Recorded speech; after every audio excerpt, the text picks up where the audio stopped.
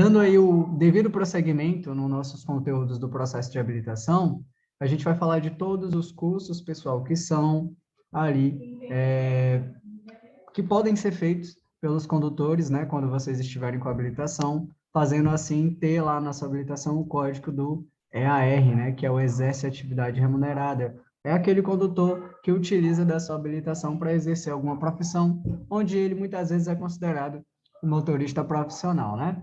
Então, a gente vai entender aqui quais são os requisitos para fazer determinados cursos, entender quais são as exigências necessárias para que você possa, né, conseguir fazer aí o curso que você desejar. O primeiro que está aí na tela, pessoal, é o transporte coletivo, né? Quem quiser trabalhar com transporte coletivo tem que ser habilitado na categoria D ou E. Então, para ser um profissional aí do transporte coletivo, ou você se habilita na categoria D ou E, certo? Outro fator, tem que ter a idade mínima de 21 anos de idade. Tem que ter exatamente 21 ou maior de 21 anos, tá bom?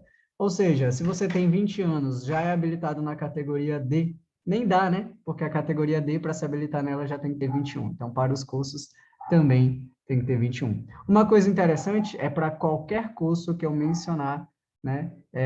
Do transporte coletivo, a gente vai falar do transporte escolar, motofretista, mototaxista, entre outros que eu irei mencionar, a idade padrão para que você possa fazer cada curso é 21 anos de idade. Então, isso fica bem fácil de ser memorizado, tá? Então, para todos os cursos apresentados que iremos ver aqui a partir de agora, a idade mínima para que você possa dar entrada nesses cursos é de 21.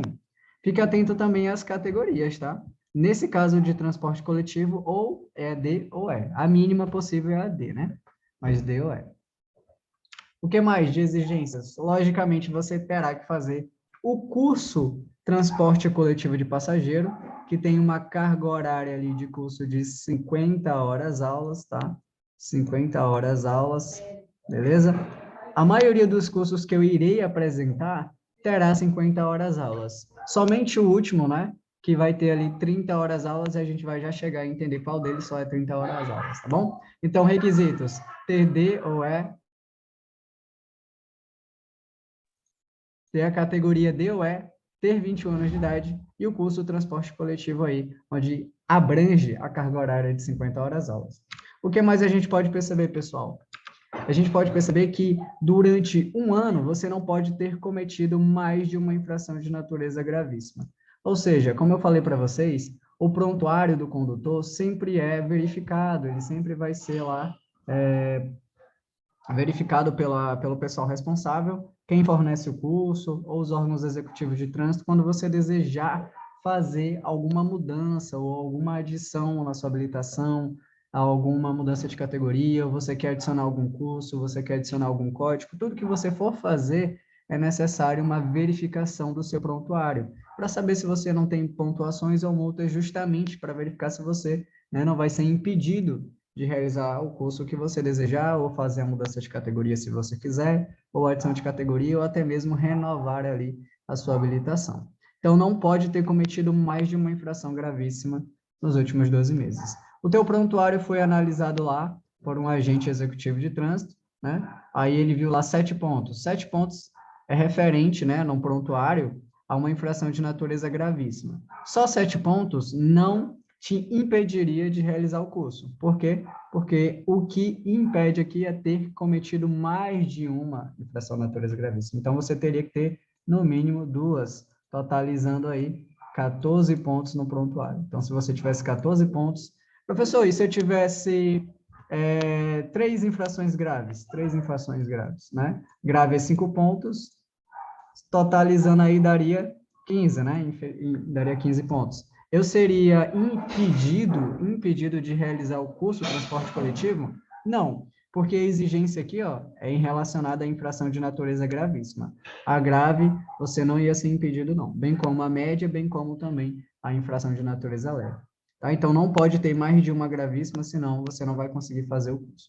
Lembrando, como eu falei para vocês, pessoal, o prontuário, ele é avaliado e as pontuações, elas só caem a partir de um ano, a partir do momento que elas foram colocadas lá no sistema. Como assim? Você pegou infração no dia 14 de 9 de 2022 então a tua pontuação só vai ser zerada lá no prontuário no dia 14/9/2023. Então, ela tem um ano para sair do sistema. Então, ela só cai a partir de um ano, aí ela vai prescrever, né? Depois que prescrito, teu prontuário é zerado. Beleza? O que mais a gente precisa saber é que para fazer esse curso também não pode estar sob efeito de suspensão ou cassação da CNH. Bom, aparece muito o termo suspensão, cassação, o que são eles? São penalidades, tá, pessoal? Penalidades essas que são impostas pela autoridade de trânsito, que geralmente é o diretor do DETRAN, né? O diretor do Departamento Estadual de Trânsito. É ele que, de fato, aplica as penalidades. Por quê? Porque ele é a autoridade de trânsito, tá? Quando você vê um guarda de trânsito na rua, fiscalizando, anotando as informações naquele bloquinho, é muito recorrente achar que você está sendo multado. Mas, na verdade, aquilo não é uma multa, é uma autuação. É chamado de AIT, o auto de infração de trânsito, onde é incumbido ali o agente de trânsito, o fiscalizador, o policial militar, quem estiver ali naquele momento realizando essa atribuição da fiscalização, ele tem ali como dever fazer somente um relato, ele vai lavrar o que está acontecendo. Então, ele vai anotar a tipificação da infração cometida, qual foi a infração, qual artigo entra aquela infração, a data, o local, a hora do cometimento da infração, quem é, né, a placa do veículo, o modelo do veículo, né, ou outras informações relacionadas ao veículo. Né? Então, ele vai anotar todas essas informações, bem como as informações dele como agente fiscalizador. Então, ele está lavrando, né, naquele bloquinho, lavrar nada mais é do que preencher todas essas informações pertinentes que, a partir da lavratura, esse documento que ele fez é mandado para a autoridade de trânsito, e a autoridade de trânsito faz uma análise de consistência para saber se a lavratura foi feita da maneira correta, porque se não for, ela vai ser arquivada, automaticamente arquivada. Mas se tiver tudo correto, você vai entrar no que a gente chama de processo administrativo, até de fato receber as penalidades. E essas penalidades que podem ser impostas pela autoridade de trânsito são essas aqui também, ó, que é a suspensão do direito de dirigir ou cassação da CNH. A suspensão é uma penalidade, pessoal, que visa tirar momentaneamente, por prazo determinado do condutor, um tempo que ele não pode, de forma alguma, transitar ou dirigir um determinado veículo para o qual ele foi suspenso, tá? Então, se ele foi suspenso, ele não pode, por um período de tempo, burlar a suspensão. Ah, ele foi suspenso por um ano, tem que ficar um ano sem dirigir. Agora, a cassação já é mais séria, né? A suspensão também é, mas a cassação se torna ainda mais séria, mais agressiva. Quando eu falo cassação, é tornar sem efeito o documento de habilitação, tá? Então, aqui, ó, você não pode estar sob efeito de suspensão ou cassação. E ele falou aqui, ó, da CNH. Quando ele fala da CNH, subentende-se que você já está com a Carteira Nacional de Habilitação, que é a definitiva, passando ali pela PPD, tá? Ou seja, a PPD não é suspensa, mas ela pode ser cassada. Porque se você pega uma infração, pessoal, comete uma infração que leva à suspensão, e a PPD é aquele prazo de um ano que você está sob avaliação, automaticamente ela vai ser cassada, né? Porque, como a gente viu, a PPD tem validade de um ano, tá? Ela tem validade de um ano, e nesse ano que você está sob a observação, você não pode cometer nenhuma infração grave ou gravíssima, ou ser reincidente em infração média. Aí você vai e comete uma infração que prevê suspensão. Por exemplo, você foi pego transitando sem o capacete, por exemplo. Transitar sem um capacete é infração gravíssima e leva à suspensão do direito de dirigir. E já é gravíssima. Pelo fato disso, a PPD já é cassada. Agora, no caso da CNH, a suspensão não faz com que você perca ali a sua habilitação, mas faz com que, né, durante a suspensão, só é um prazo determinado que você não pode trafegar. Já a cassação é a anulação da habilitação, tornando-a sem efeito, fazendo com que o condutor tenha que se reabilitar do zero novamente. Quando você perde a PPD, você pode se reabilitar a qualquer tempo. Você não precisa esperar um prazo.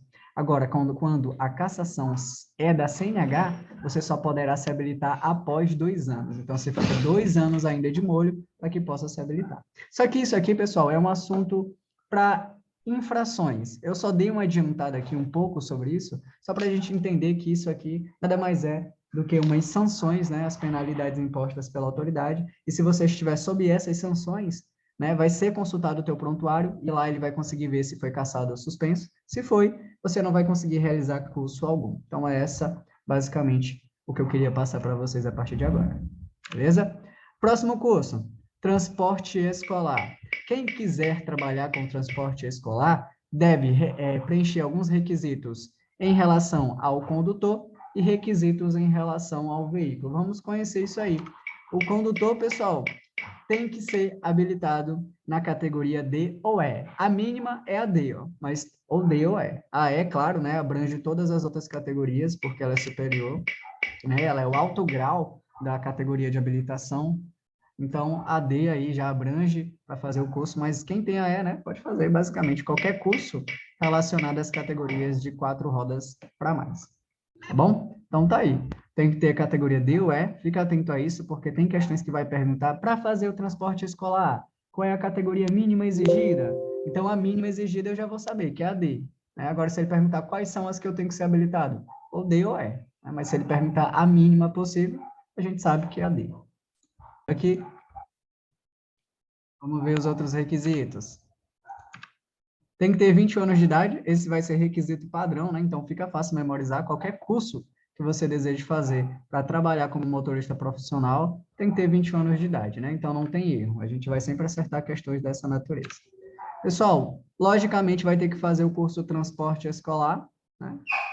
O que mais? Não pode ter cometido mais de uma infração gravíssima no período dos últimos 12 meses, ou seja, num período de um ano, você não pode ter cometido, né, mais de 2 infrações gravíssimas, né, em relação ao teu prontuário, né, que é zerado a cada ano. Então, se tiver mais de uma, não tem como fazer o curso.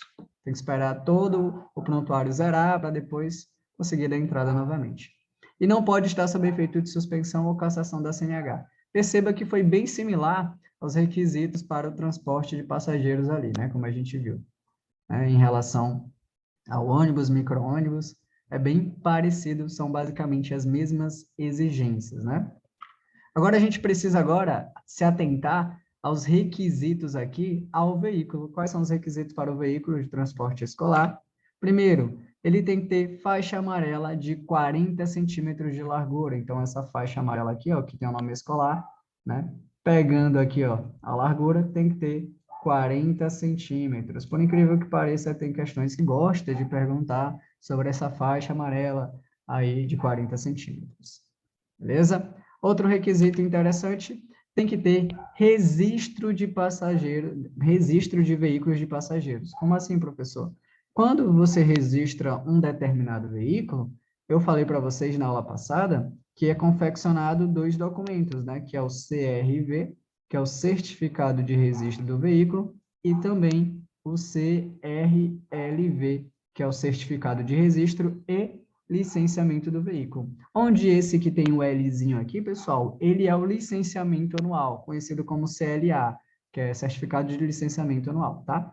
Ele é o documento de porte obrigatório do veículo, né? Quando você é abordado em uma fiscalização, em uma blitz, o que é comum o agente fiscalizador pedir para você a sua habilitação e a licença do veículo que você está trafegando, né? Está conduzindo, para saber se ele está em dias com as suas pendências fiscais, né? Taxas, multas, entre outras pendências fiscais que a gente vai conhecer, como IPVA, DPVAT, enfim, a gente vai conhecer mais para frente todas essas informações. Então, é confeccionado esses 2 documentos. E nos 2 documentos, simultaneamente, vai ter lá o código do Renavan. O Renavan é como se fosse o RG do teu veículo, que vai ficar armazenado no banco de dados do Denatran, que fica, claro, no banco de dados da BINCO, né? E o Denatran, que é o Departamento Nacional de Trânsito, que é um órgão executivo máximo do Sistema Nacional de Trânsito, que a gente vai conhecer ainda hoje, acredito eu, né? Ele tem a finalidade de armazenar e registrar todas essas informações, tanto quanto condutores, quanto para veículos. E lá ele vai constar essas informações. E no documento do CRV e do CRLV, vai ter qual é o registro do veículo.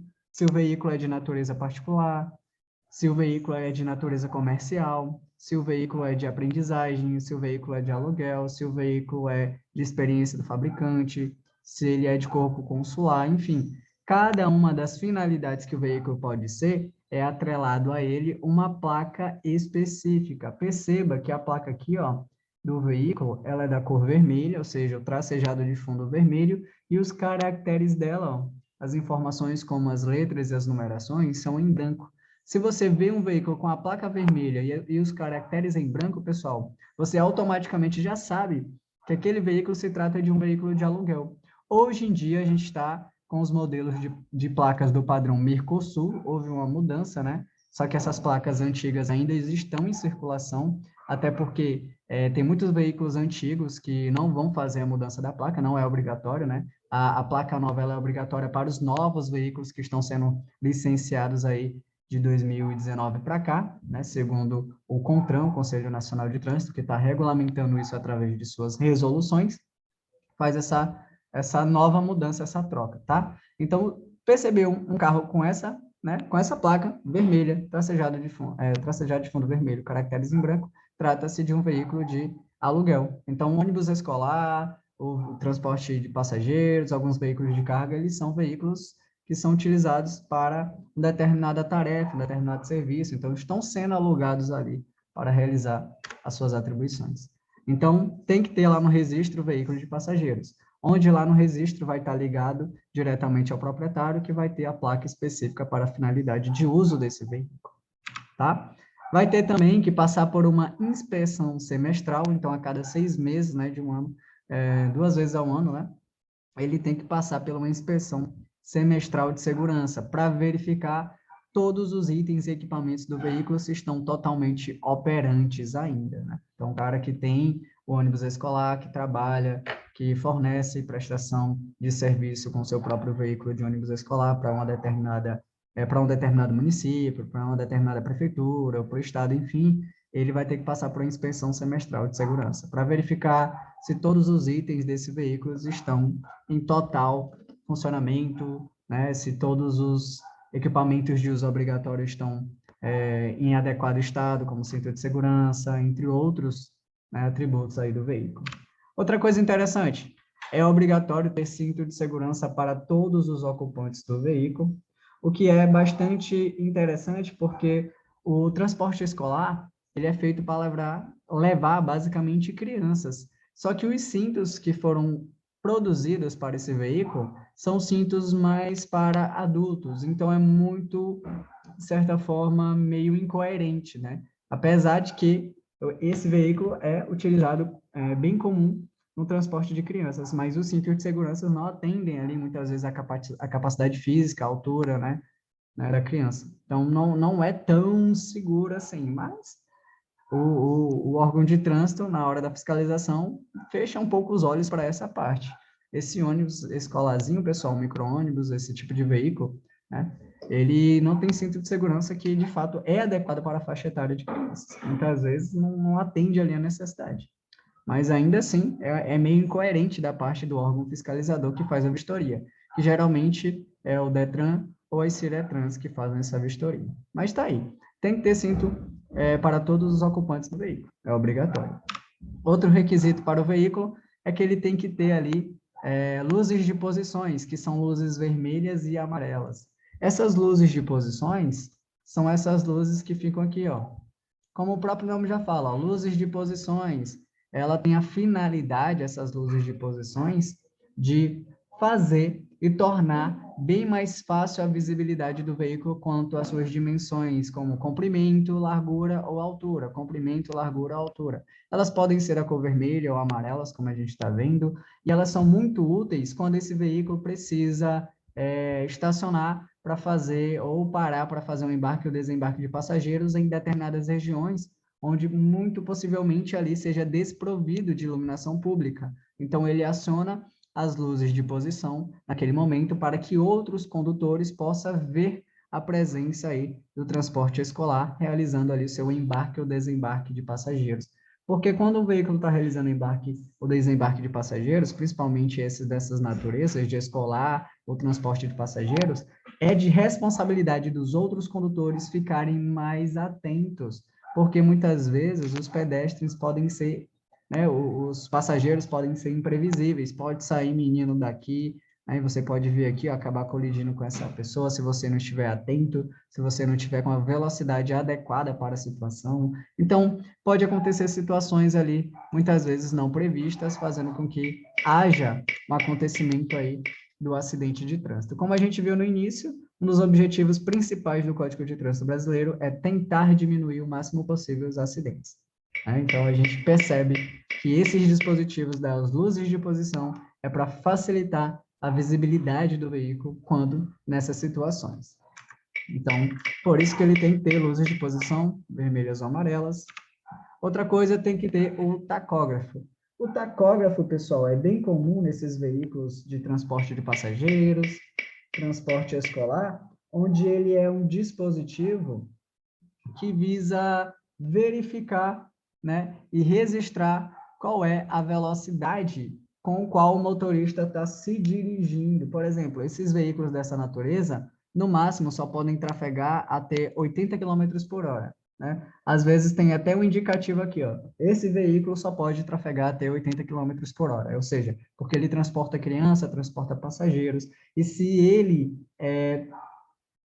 utilizar do veículo para ultrapassar essa quilometragem que já é pré-estabelecida, ele está cometendo infração e na inspeção semestral pode ser detectada através do tacógrafo, porque o velocímetro, pessoal, ele tem que é um indicador do painel, ele tem a velocidade de mostrar a velocidade desenvolvida, só que o tacógrafo, ele simplesmente tem a finalidade de registrar se aquele condutor estava ou não imprimindo velocidade excessiva. Então, como eu falei para vocês, o tacógrafo é um dispositivo empregado nos veículos para monitorar o tempo de uso, monitorar a distância que ele está percorrendo, a velocidade que ele está desenvolvendo. Então, ele é muito importante. Então, vamos supor que durante esses primeiros 6 meses antes da fiscalização, esse cara, que era o motorista desse ônibus escolar, desse transporte escolar, estava transitando com crianças ali, né, transportando crianças de um interior até a cidade, levando para a escola, e estava imprimindo velocidade de 100 a 110, 120. O tacógrafo vai registrar isso. Então, quando for passar na vistoria, na inspeção semestral, eles vão olhar o tacógrafo, está lá, ó. Esse condutor atingiu velocidade em muitas vezes de 110, 120 km, 100 km, 90 km, fazendo com que ele seja autuado por excesso de velocidade, porque a velocidade máxima que esse veículo pode trafegar somente de 80 km por hora. Então, é por isso que existe aí o tacógrafo, tá? Onde ele vai monitorar o tempo de uso do veículo, a distância e a velocidade que ele está desenvolvendo. Então, perceba que quem quer fazer o curso aí, o veículo que ele trafegar tem que passar por todos esses requisitos aqui. Então, são muitos requisitos, né? Faixa amarela de 40 centímetros de largura, registro veículo de passageiros, inspeção semestral de segurança, cinto de segurança para todos os ocupantes, luzes de posições, seja na cor vermelha ou amarela, esse é amarelo âmbar, ou o tacógrafo aí, que é um dispositivo inteligente que é desenvolvido justamente para monitoramento aí, né, da transição desse veículo. Ok? Próximo curso, pessoal, operador de máquinas. Quem quiser trabalhar com operador de máquinas, perceba que agora já pode ser habilitado na categoria C, D ou E. Na categoria C, D ou E. Agora, se a questão perguntar qual a categoria mínima possível para ser um operador de máquinas, a mínima possível é a categoria C, né? Porque a gente sabe que vai da B, depois C, depois D, depois E, né? Então, subindo aí a escadinha. A C, entre C, D e E, ela é a mínima possível. Agora, se ele perguntar quais são as categorias, ó, quais são as categorias que são necessárias para operar, para ser operador de máquinas? Então, ele perguntou quais são, né, no plural. Então, C, D ou E. Agora, se ele perguntar qual a categoria mínima, somente a C, né? Já abrange aí o curso.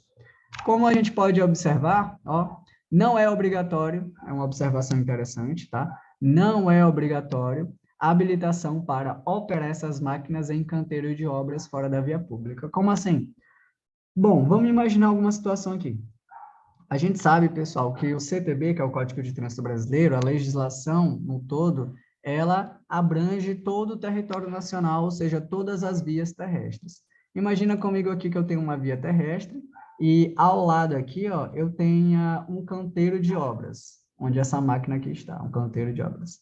Um canteiro de obras, pessoal, muitas vezes é um local ali ilegível, irregular, e ali a legislação, por conta daquela via ser irregular, ilegível, não é um trânsito para um trânsito adequado para os veículos trafegarem. Então, o que acontece ali não é de responsabilidade, né, dos órgãos de trânsito. Ele não tem responsabilidade ali. Então, se você sofre um acidente num lugar desse, onde a legislação não pode aplicar sanções, nada vai acontecer. Então, se você não tem habilitação e está dirigindo um carro num lugar desse aqui, você não pode ser punido, porque essa via pública não é abrangida, né? No caso, esse espaço, não é nenhuma via pública, né? Esse espaço aqui, que é um canteiro de obras que é totalmente irregular, ela não tem engenharia de tráfego adequada, segura para que os veículos possam trafegar. Então, se ela não tem, as sanções, as punições aplicadas pelo CTB, pelo Código de Trânsito Brasileiro, não podem acontecer ali. Então, professor, quer dizer que se eu pegar uma máquina dessa e operar, mesmo sem habilitação, posso?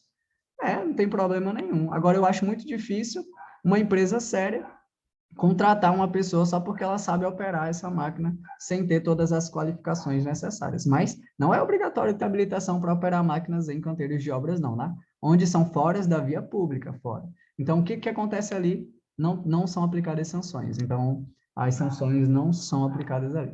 Então, apesar de que, né, as sanções são aplicadas em todo o território nacional, existem certas regiões, trechos que não tem engenharia de tráfego para que as sanções possam prevalecer ali. Então, por isso que a gente tem essa observação.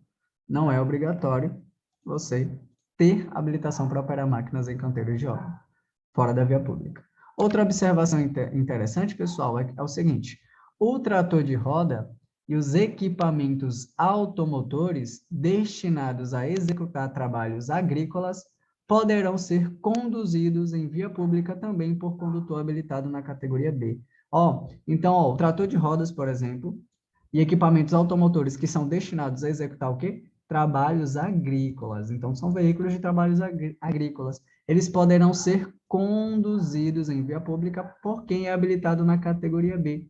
Isso está no CTB, no artigo 144, né, no parágrafo único. Como assim, professor? Para fazer o curso não tem que ter C, D ou E? Como assim a categoria B pode conduzir esses veículos?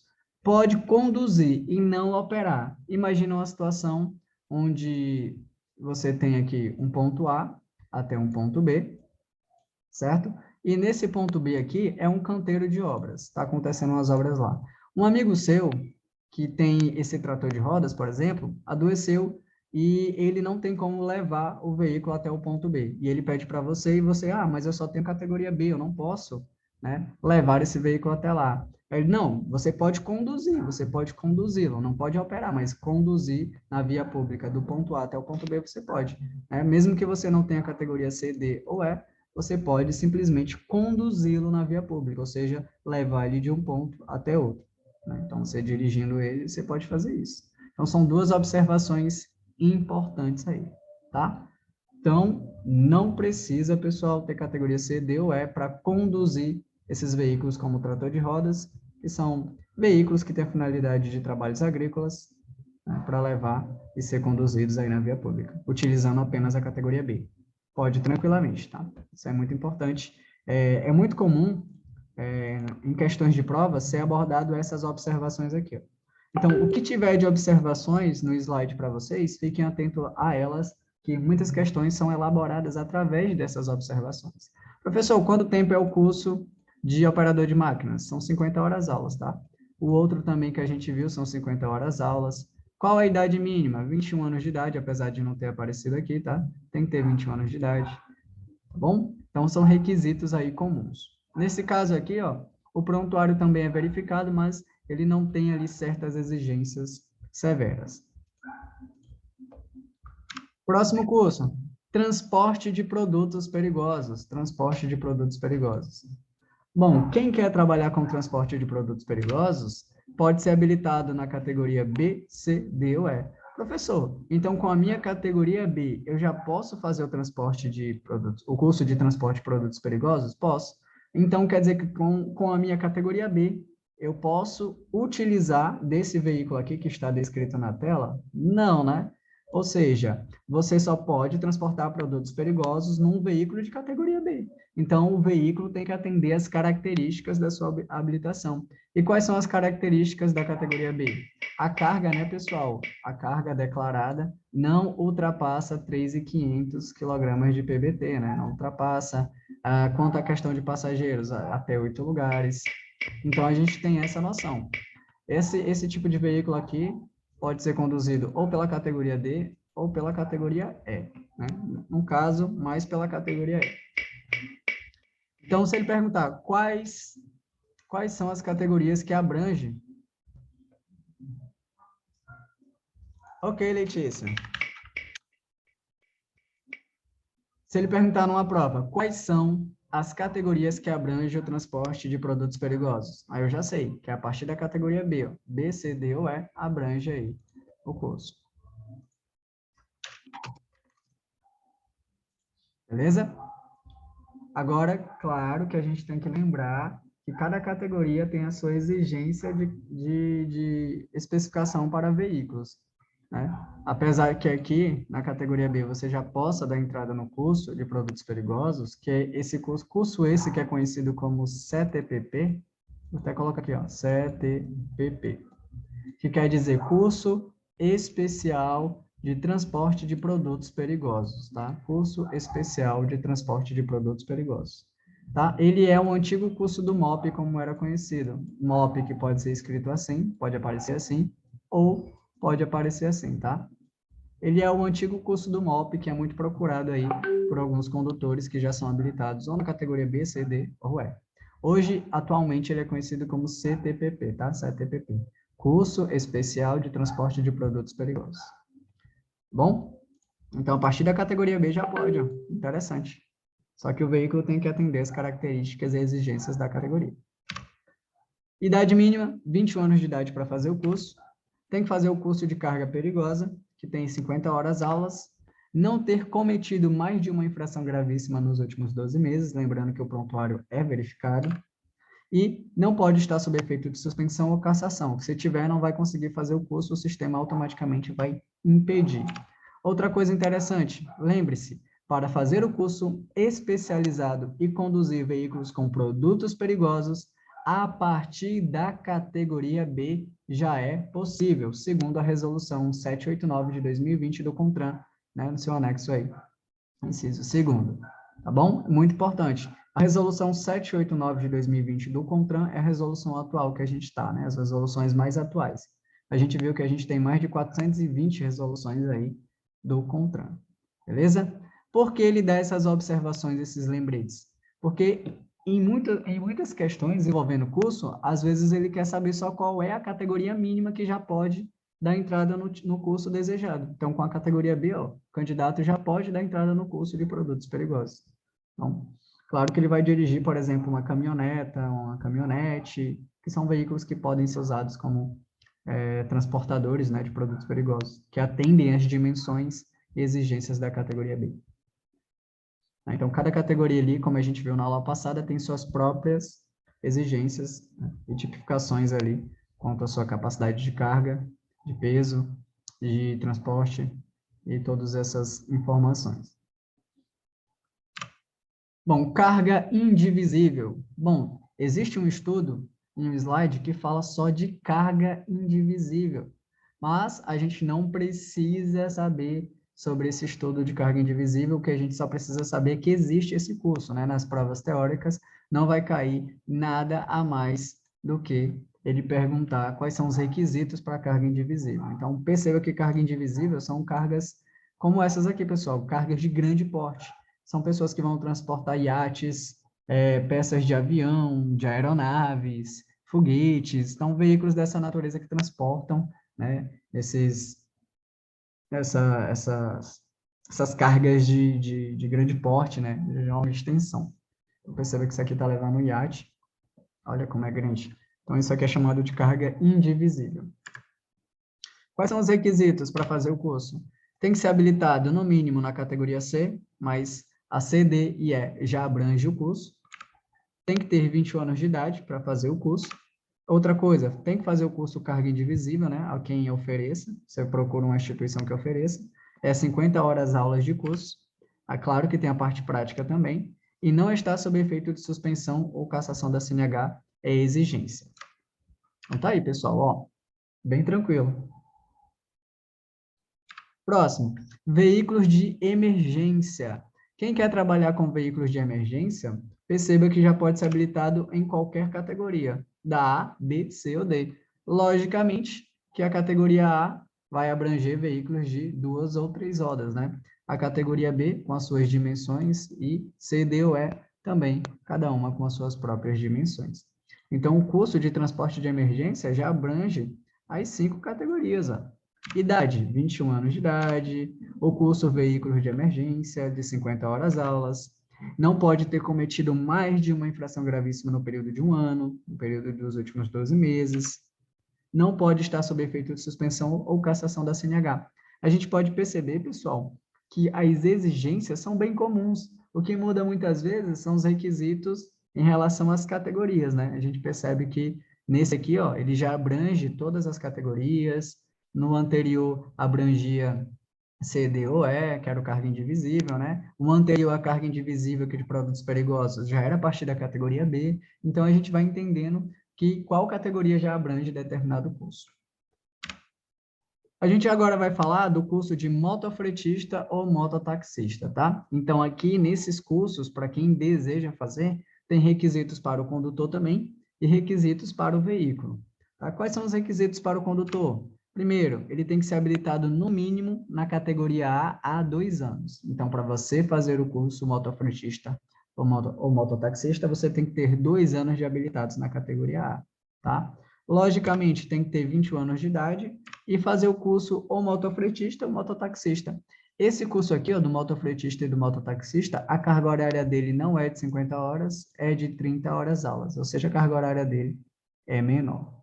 Eu passo a carga horária porque muitas vezes pode ser perguntado, né, a carga horária para o candidato numa prova. Qual é a carga horária do curso de motofretista? A carga horária mínima, 30 horas aulas, né? Então, a gente tem essas informações. Não pode estar sob efeito de suspensão ou cassação da CNH, logicamente, não pode, senão não tem como. E agora a gente vai conhecer os requisitos ao veículo.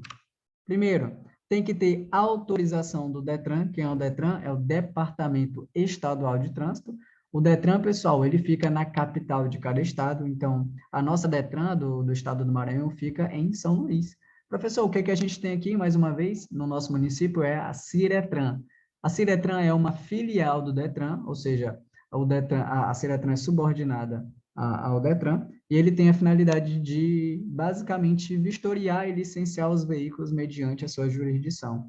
A Ciretran é conhecida como Circunscrição Regional de Trânsito. Circunscrição Regional de Trânsito. Então, tem que ter autorização do DETRAN. Então, se você procura uma Ciretran, a Ciretran entra em contato com o DETRAN e o DETRAN vai fazer ali a mediação, né, para que você não precise ir lá em São Luís fazer toda essa autorização. Então, a Ciretran faz a vistoria, toda a delegação do DETRAN. O DETRAN delega essa função. Tem que ter o registro de veículo de aluguel, ou seja, a placa vai ser ou do novo modelo do padrão Mercosul, que iremos conhecer, ou do modelo antigo, né, se houver ainda veículos antigos com essa placa, que é o tracejado de fundo em vermelho e os caracteres em branco. Tem que ter equipamento, né, que é o mata-cachorro, que protege ali o tanque da moto, essa região do tanque, é o equipamento mata-cachorro. Tem que ter uma antena corta-pipas que previne o motociclista, o motofretista, ou qualquer condutor, né, de veículos de 2 ou 3 rodas, a impossibilidade, né, de ser surpreendido por linhas de seróis, né? Muitas vezes tem crianças brincando com pipas ali, com linhas de seróis, e tem muitos casos onde você não consegue perceber a presença dessas linhas e elas vão dirigir até teu pescoço, pode até mesmo, dependendo da quantidade de cerol, decapitar ali o condutor, ou romper ali uma artéria, a artéria carótida que fica ali no pescoço, então é muito perigoso. Então, uma antena corta-pipa, ele é um dispositivo aí de segurança que visa simplesmente antecipar, né, essa linha, fazendo com que ela não chegue até o pescoço do condutor. Então, tem muitos casos de acidentes, né, antigamente, relacionado a esses casos, né? Hoje em dia a gente não vê tantas crianças brincando com pipa, mas era muito comum antigamente, né? Então, por isso que foram implementados esses itens de segurança. Temos aí a inspeção semestral, então 2 vezes ao ano tem que ser feita a inspeção para saber se o veículo ainda está atendendo às exigências necessárias para que ele possa ainda estar operando como, né, motofretista ou mototaxista. E tem que ter também esse baú dentro das especificações. Então, vou até ampliar aqui para a gente ver como é isso aí. Ó, tem aqui o uso do capacete, o uso do capacete é obrigatório, né? Ó, o capacete deve ter viseira e faixa refletora. Tá vendo essa faixa aqui, ó? Ela é um dispositivo, pessoal, auxiliar de segurança, que é conhecido como cartadióptrico. Cartadióptrico. Ela é uma que a gente chama de faixa retroreflectora. Ela é uma película de faixa onde, quando uma luz, um foco de luz incide nela, ela encandece. Ela tem ali uma particularidade fluorescente. Então, ela encandece, facilitando a visibilidade daquele condutor. Porque quando você está dentro de um carro com os vidros fechados, muitas vezes você tem uma má percepção dos ruídos ou sons que estão fora, né, do veículo, na via pública ou em trânsito. E muitas vezes, para os condutores de veículos de 4 rodas, pode ser difícil a detecção, principalmente à noite, de um motociclista se aproximando. Então, quando você está ali com o seu carro, os faróis incidem nessas películas retroreflectoras, nessa faixa refletora, ela encandece, facilitando, assim, a visibilidade daquele condutor, né? Então, facilita você ver ou ser visto pelos outros condutores. Então, o capacete é obrigatório, o não uso do capacete caracteriza infração de natureza gravíssima, com fator, não tem fator agravante, né? Mas tem suspensão do direito de dirigir. Tem que ter aqui uma antena corta-pipa que protege contra linhas de pipa, né? Para que ela possa barrar antes que a pipa possa dirigir-se ao pescoço aí do condutor. Tem que ter o protetor aqui, ó, de perna e motor, protetor de perna e motor, né, conhecido popularmente como mata-cachorro. Tem que ter aqui o colete tanto para mototaxista, para identificação, quanto para motofretista, identificação, né? E o colete também tem que ter aqui, ó, esse dispositivo refletor, que é o cartadióptrico, tá? Que vai encandecer quando o foco de luz incide nele, para facilitar a visibilidade. E o baú é para quem trabalha como motofretista, né? O baú tem dentro da engenharia de trânsito, pessoal, umas especificações com dimensões do baú, tem que ter dimensão correta, altura correta, largura correta. Então, tem muita coisa só sobre o baú, para quem se quer se especializar ainda mais nessas sinalizações e dispositivos de trânsito. Mas no nosso caso, a gente só precisa saber que tem que ter o baú, e o baú também tem que ter a faixa refletora. Tem que ter aqui, ó, a alça, né, usada para apoio de passageiros no caso do mototaxista. Então, esses são os equipamentos obrigatórios que devem ser utilizados aí para quem quer trabalhar como mototaxista ou motofretista, tá bom? Então, essas são todas as exigências necessárias que precisam ter para realizar esses cursos que a gente abordou. Antes de prosseguindo aqui, pessoal, passando à frente, vamos ver algumas coisas interessantes, como vamos falar aqui se pessoas com necessidades especiais podem se habilitar, né? A gente percebeu que tem cursos que eu posso fazer, ou seja, exercer atividade remunerada, né? Ser um motorista profissional, utilizar da minha habilitação para um trabalho específico. Agora a gente vai entender se pessoas com necessidades especiais podem se habilitar. E aí a gente vai entender se pode ou não. Então, a pessoa com deficiência pode habilitar-se? Pode. A resposta é pode. Só que desde que tem exigência para isso. Quais são essas exigências? O veículo, né, para o qual ela deseja trafegar deve ser adaptado à sua deficiência. Então, o condutor não tem um dos membros, uma das mãos, então o veículo tem que atender essa especificação, né, essa necessidade. Não tem uma das pernas, tem que atender. Tem um certo limite ali na audição, então o veículo tem que ter as adaptações necessárias para atender os tipos de deficiência que aquela pessoa pode ter, tá? Então, a primeira coisa é isso, o veículo tem que ser adaptado à sua deficiência.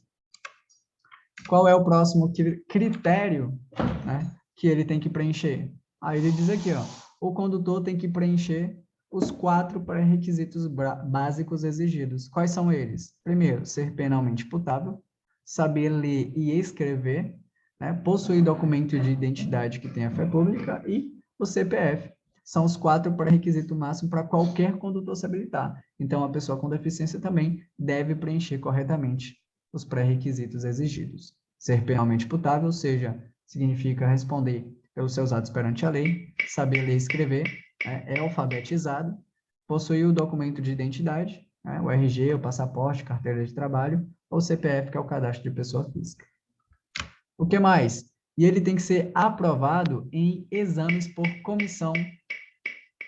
comissão avaliadora especial. Como assim? Funciona assim. Imagina que existe uma pessoa com deficiência e ela quer se habilitar. Então, ela procura autoescola. Tem autoescolas que trabalham, né, para habilitação de pessoa com deficiência. A autoescola infelizmente, não tem essa acessibilidade, ela não costuma trabalhar porque tem que ter uma parceria com uma junta médica, onde essa pessoa com deficiência ele vai ser encaminhado para uma junta médica especial, né? Além de fazer o exame clínico, o de vista, o psicotécnico, ele vai para outra junta, né, que basicamente tem que ser em São Luís, para verificar como é a sua deficiência, né, como ele está lidando com ela, quais são as suas limitações. Então, para que, de fato, essa junta médica especial, né, para atender essas pessoas, elas vão verificar de fato se aquele condutor pode ou não trafegar. Porque tem muita gente que faz adaptações no veículo para a sua deficiência, mas quando a junta médica bate lá na fiscalização quanto, né, as suas limitações, sejam físicas, sejam, de certa forma... A Leandra, pode falar. Vi que você levantou a mão aqui. Fica à vontade. Só habilitar o áudio, tá?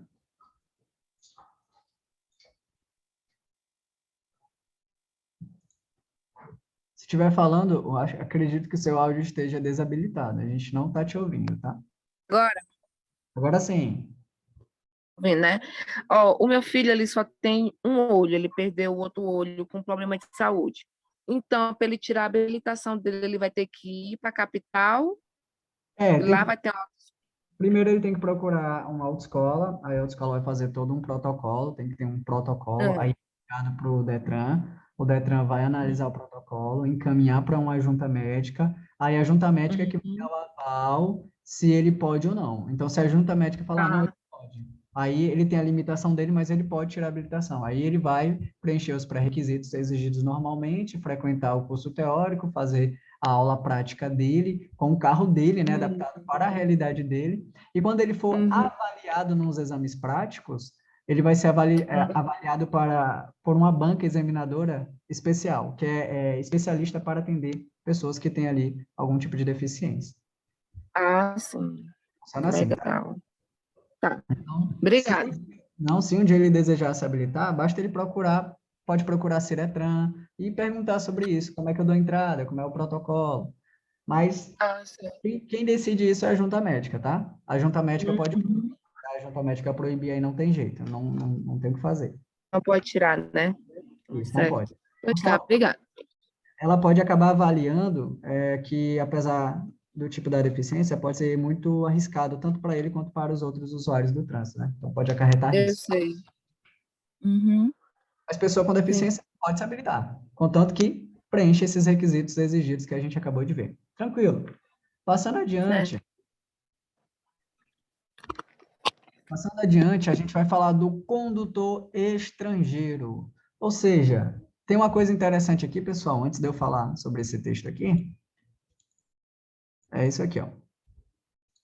Isso aqui é a PID, né? Você pode ver aqui, ó, PID. A PID é a Permissão Internacional para Dirigir. Pessoal, em 1968, aconteceu, né, lá em Viena, a Convenção sobre o Trânsito Viário. Convenção sobre o Trânsito Viário, que foi celebrada lá em Viena em 8 de novembro de 1968. Essa convenção, pessoal, ela tinha o intuito de trazer vários países, são mais de 120 países, mais de 120 países, são muitos países que fazem parte dessa convenção, onde eles queriam ali, através dessa convenção, fazer e tornar o trânsito ou outras temáticas aí dos países é universal. Ou seja, eu sei que aqui no Brasil tem a nossa própria legislação de trânsito, na Europa vai ter a própria, nos Estados Unidos, né? Ou seja, cada continente aí, ou países, vai ter sua própria legislação de trânsito.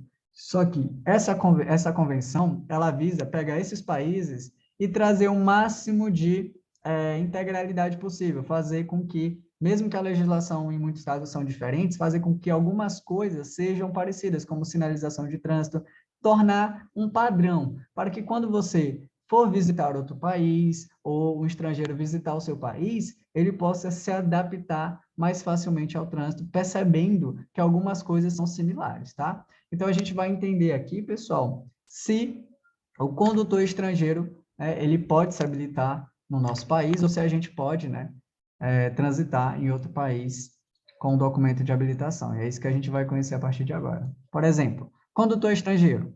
A todo condutor estrangeiro é permitida por até 180 dias, desde que amparado por convenção internacional, que é a Convenção de Viena. Ou seja, permitido o quê? Permitido que ele possa transitar em território brasileiro sem ter habilitação. Por exemplo, imagina que uma pessoa vem de Portugal para o Brasil, ele tem a carteira dele lá de Portugal, né? Ele tem a carteira de Portugal, aí ele vem para o Brasil, entrou, alugou um carro. Ele pode transitar sem habilitação brasileira dentro do território nacional, né, estrangeiro? Pode. Pode até quando? Por 180 dias. Então, ele é amparado pela Convenção. O Brasil é amparado pela Convenção Internacional de Viena, né, que foi celebrada em 1968, então permite que o condutor estrangeiro possa trafegar no nosso território por 180 dias, mesmo que ele não tenha habilitação brasileira, mesmo que ele não tenha. Só que ele tem que comprovar, né, a entrada dele no país, que a partir do momento que ele entra, já conta os 180 dias, então ele tem que comprovar a entrada, comprovar a estada no país regular, o passaporte, tudo bonitinho, ele tem que ter todas essas comprovações, mas para ele é permitido que ele pode trafegar por até 180 dias, mesmo sem habilitação.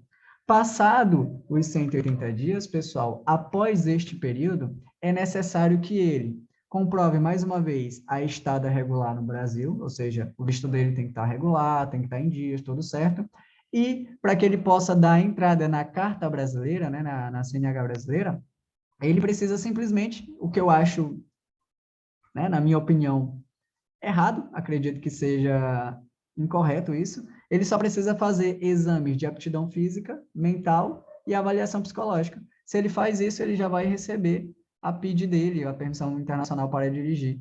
O certo é que, no mínimo, ele deveria fazer ali um curso teórico para saber se ele entende da legislação brasileira, né? Se ele tem realmente tem esse conhecimento, ou, no mínimo, fazer ali um pouco de prática com ele também, né? Para verificar se ele realmente é apto para tirar a carta brasileira. Mas o cara simplesmente faz o exame de aptidão física, faz o mental e o psicológico, foi aprovado, ele recebe, né, a cartinha dele, pode trafegar tranquilamente dentro do território nacional. Professor, e eu?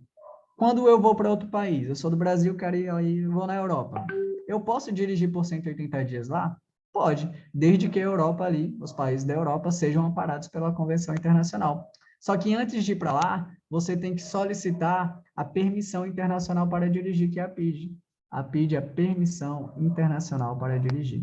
Onde é que eu solicito, professor? Você solicita no órgão executivo de trânsito antes de dar entrada no país de origem que você deseja ir. Então, você vai no DETRAN, que é o Departamento Estadual de Trânsito, faz a solicitação da PID. Professor, a PID tem validade de quanto tempo? Pessoal, a PID, ela tem validade de 3 anos. 3 anos. E ela é válida para qualquer categoria, ou seja, quem tem a categoria A pode solicitar PID, a B pode solicitar PID, C, D e E. A única que não pode, pessoal, solicitar PID é quem é habilitado na ACC, né? A ACC, que é Autorização para Conduzir Ciclomotor. Quem tem a ACC não pode solicitar a PID, tá? A PID é somente para as categorias C, A, B, C, D e E. A PID tem validade de 3 anos. Após 3 anos, ela vence. Ou ela acompanha o vencimento da CNH do condutor também. Como assim? Imagina que você foi para a Europa, né? E fez a solicitação da PID, Aí, quando você fez, você recebeu ela, a permissão internacional para dirigir, então você vai alugar um carro na Europa, e ela vale 3 anos, né? Ela vale 3 anos a partir do momento que ela foi confeccionada. Beleza. Só que tua habilitação, você foi para fora, a tua habilitação brasileira, ela estava para vencer daqui a um ano. Ela estava para vencer aqui um ano, a CNH. O que é que vai acontecer? A PID, que tem a validade de 3 anos, ela vai acompanhar a validade da CNH. Ou seja, se a CNH vencer primeiro que a PID vence. Deu para entender o que eu quero passar aqui para vocês? É o seguinte, que a PID, naturalmente, ela tem a validade de 3 anos. Mas se a tua CNH vencer primeiro que o tempo da PID, ela vence junto. Então, a PID, ela acompanha também, além do vencimento padrão dela, ela acompanha o vencimento da CNH. Então, se tua CNH estava para vencer daqui a 2 anos, a PID só vai ter validade de 2 anos. Ah, professor, minha CNH valia 10 anos. Então, a PID vai vencer nos seus 3 anos naturalmente. Deu para pegar tudo isso, pessoal? Deu para entender? Deu para assimilar bem? O que vocês acham?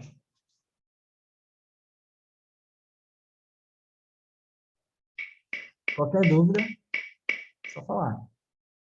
Alguma dúvida? Não, né?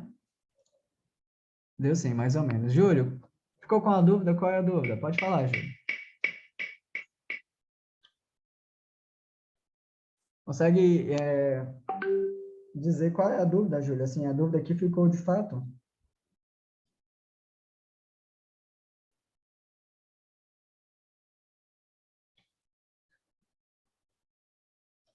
Se tiver, é só falar, tá? Não é dúvida, né? Beleza.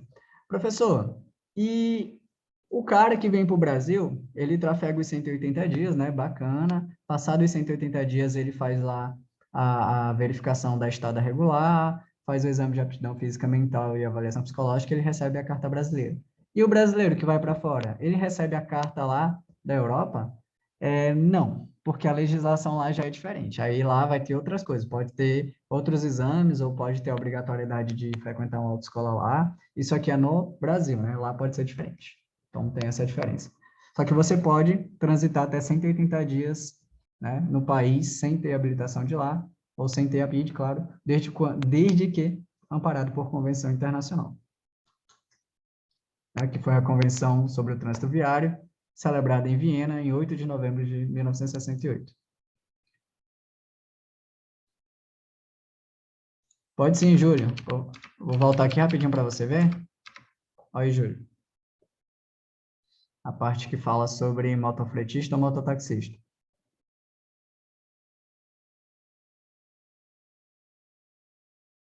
Dá uma printada aí na tela.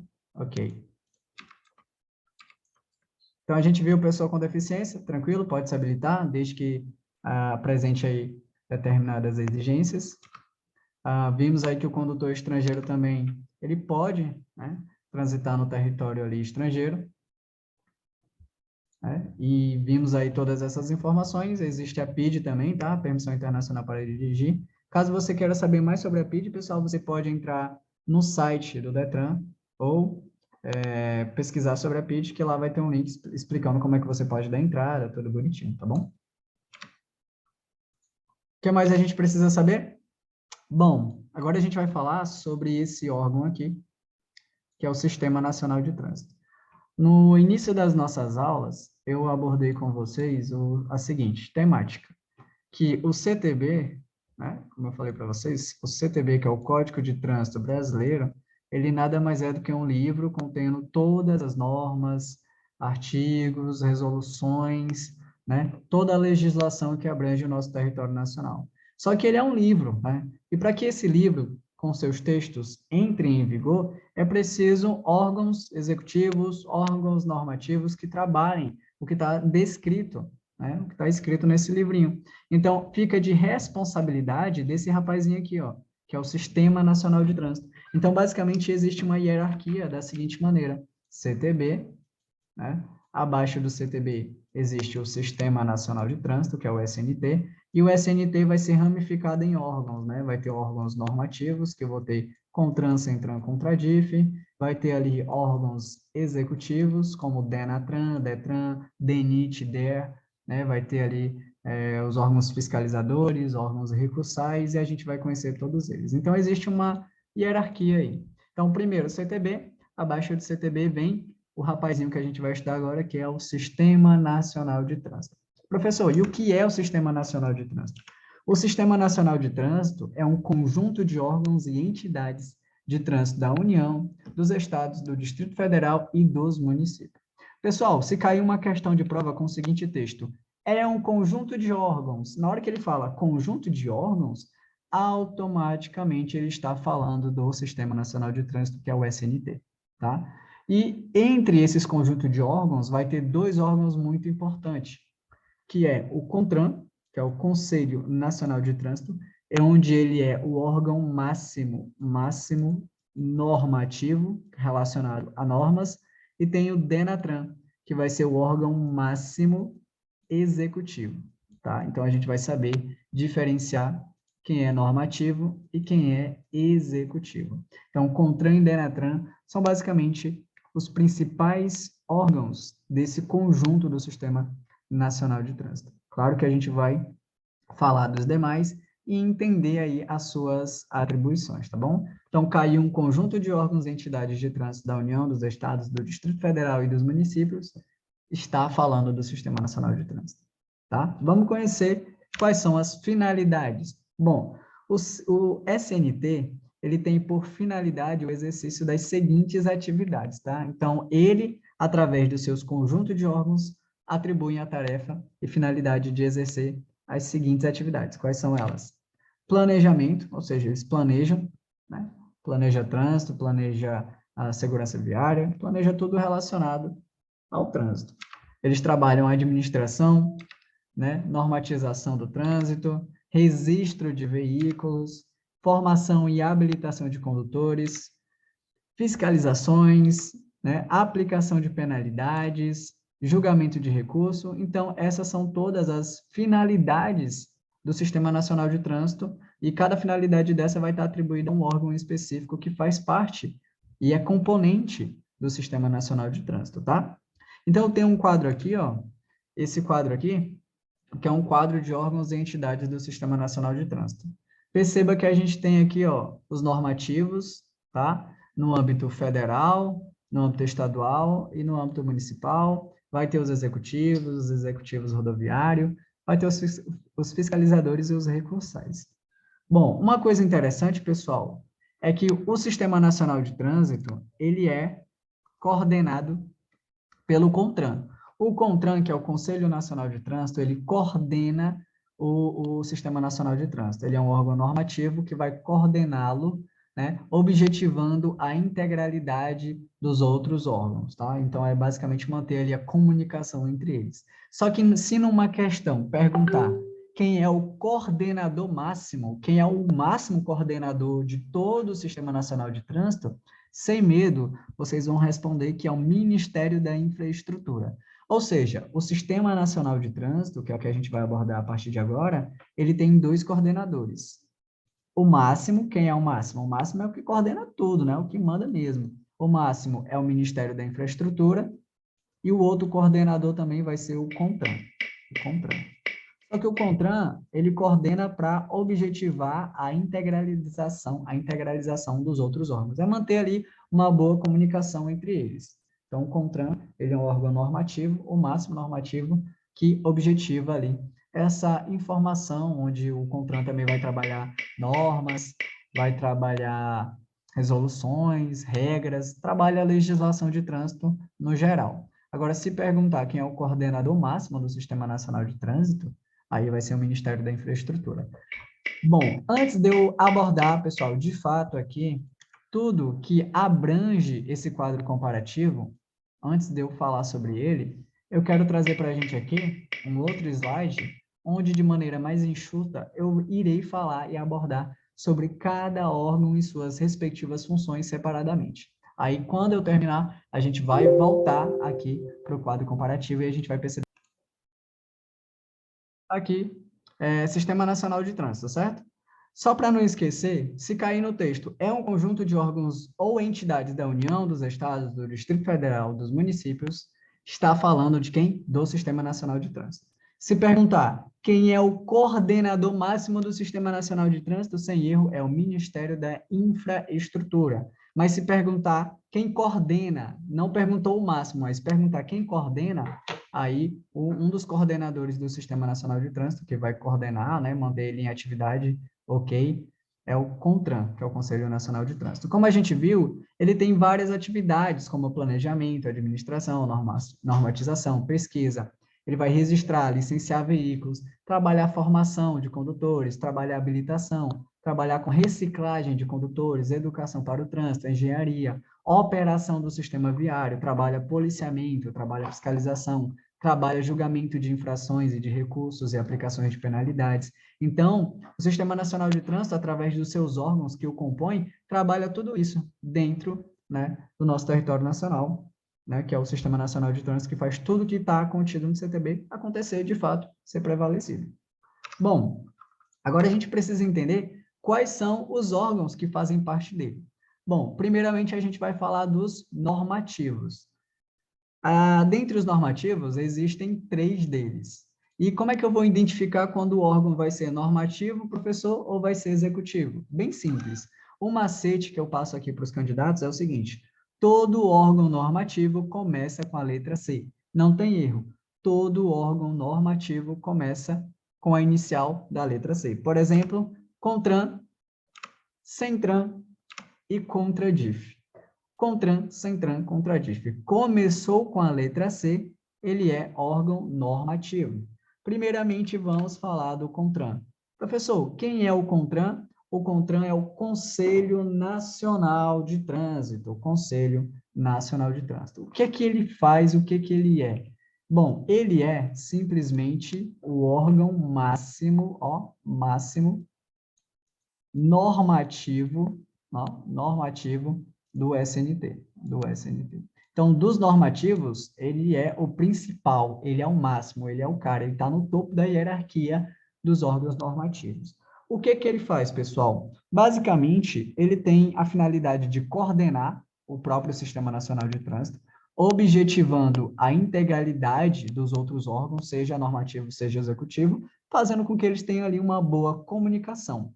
A sede do CONTRAN, pessoal, fica em Brasília, tá? A sede do CONTRAN fica em Brasília, tá? Bom, o CONTRAN cabe a ele, pessoal, processo de normatizar, procedimentos relativos à aprendizagem, tá? E ele é muito importante. Então, além de coordenar todos os órgãos aí, que fazem parte do Sistema Nacional de Trânsito, criar normas, criar resoluções, ele é integrado por especialistas, tá? Ele é integrado por especialistas, o que significa? O CONTRAN, ele não tem, por exemplo, um dirigente máximo, ele não tem não existe, por exemplo, o presidente do CONTRAN. O CONTRAN, ele é um sistema colegiado, ele é integrado por especialistas, ou seja, é um conselho, né? Um conselho de especialistas, onde esses especialistas têm a finalidade de criar um órgão técnico vinculado ao CONTRAN, que é conhecido como Câmara Temática. Vou até colocar aqui para a gente, câmaras temáticas. Vou colocar aqui rapidinho.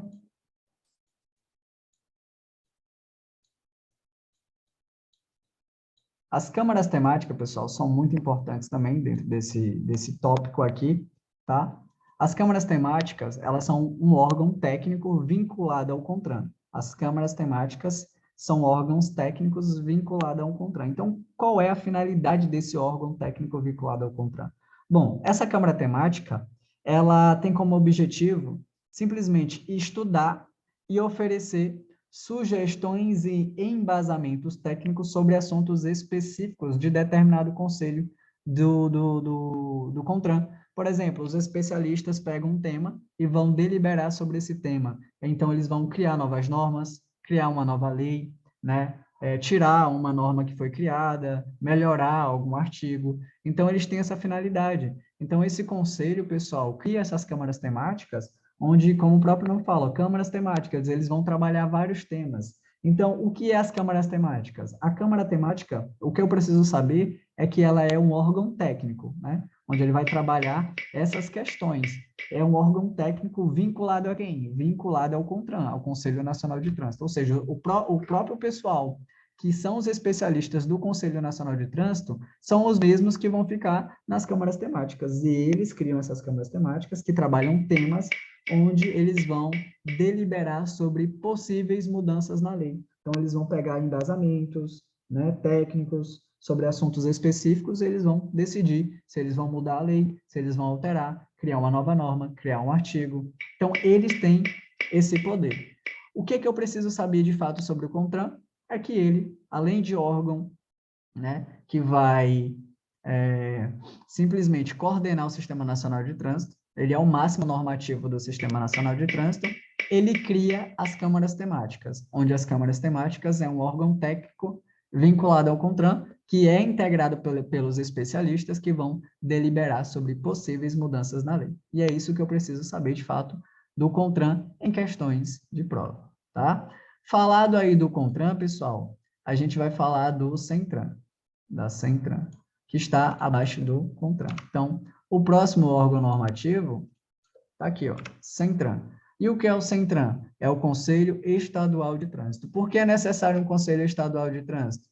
Porque o CONTRAN, que é o Conselho Nacional de Trânsito, a sede dele fica em Brasília. E a gente sabe que no Brasil, né, a gente tem aí 26 estados e o Distrito Federal, né, 26 estados. Então, o CONTRAN, a sede dele está lá. Aí, o que ele faz? Ele cria, né, as suas ramificações em cada estado. Ou seja, na capital de cada estado, ele vai colocar a CENTRAN, que é o Conselho Estadual de Trânsito, onde a CENTRAN, pessoal, na área da sua atuação, no seu respectivo estado, vai fazer cumprir a legislação e as normas de trânsito que são advindas do CONTRAN. Então, o CONTRAN vai mandar ali as normas que eles criaram, as resoluções, o que eles deliberaram nas câmaras temáticas, o que eles estão trabalhando, manda para a CENTRAN, onde o CENTRAN, no âmbito da sua jurisdição, no âmbito da sua atuação, no âmbito de estado que ele se encontra, ele vai aplicar, ou seja, ele vai simplesmente cumprir e fazer cumprir a legislação e as normas de trânsito,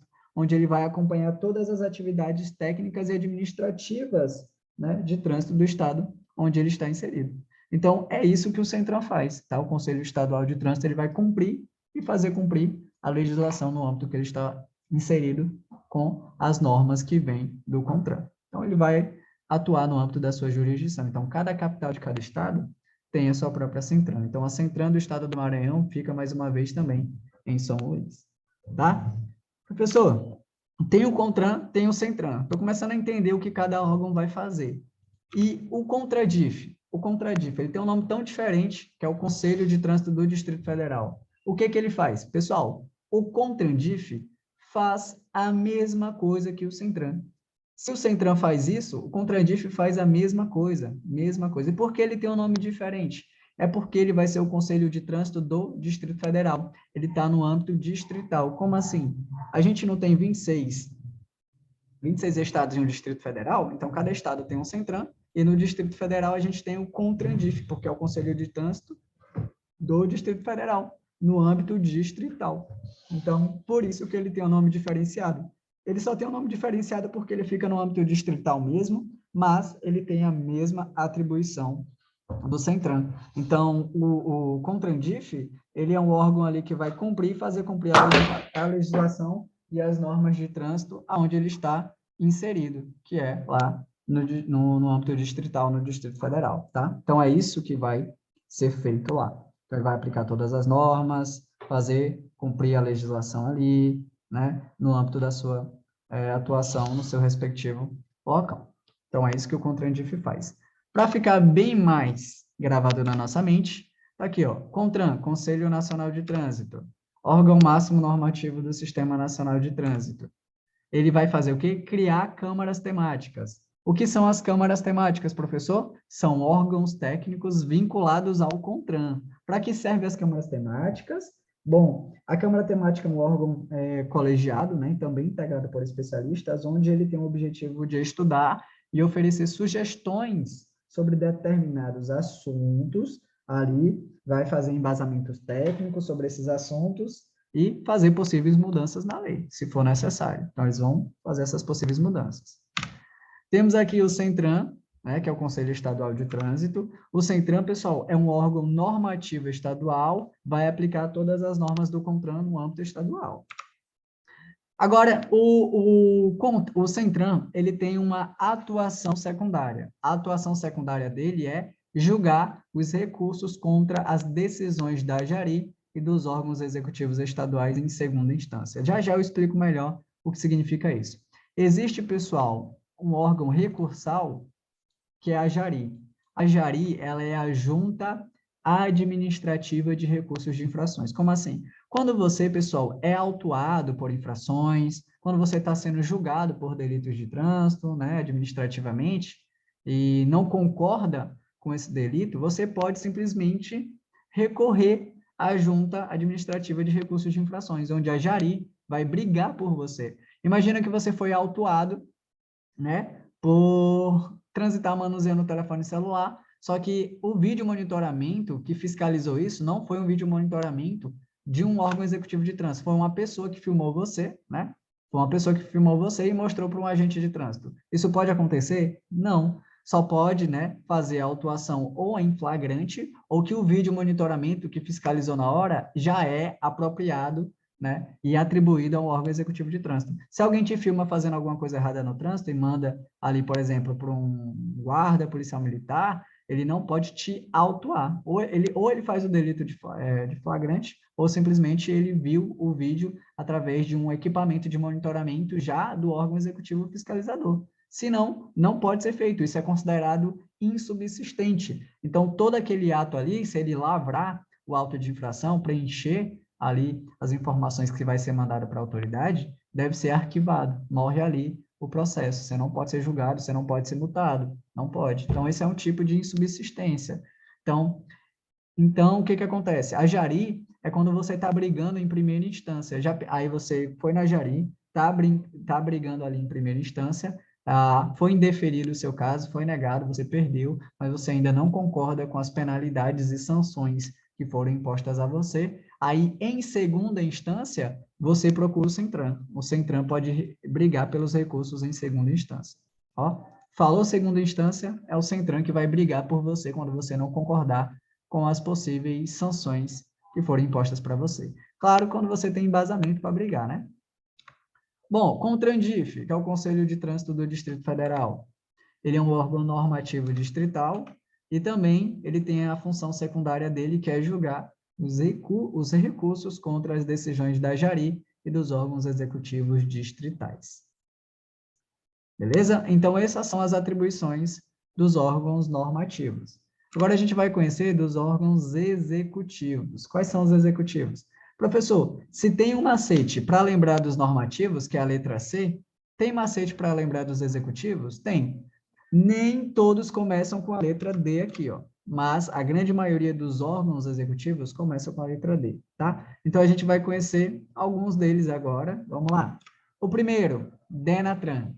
O DENATRAN, pessoal, como vocês podem ver, ele é o órgão máximo executivo, tá? Ele é o órgão máximo executivo, ó. Máximo executivo. Então, ele tem a finalidade de executar, né? Então, é o máximo executivo. Tá até aqui.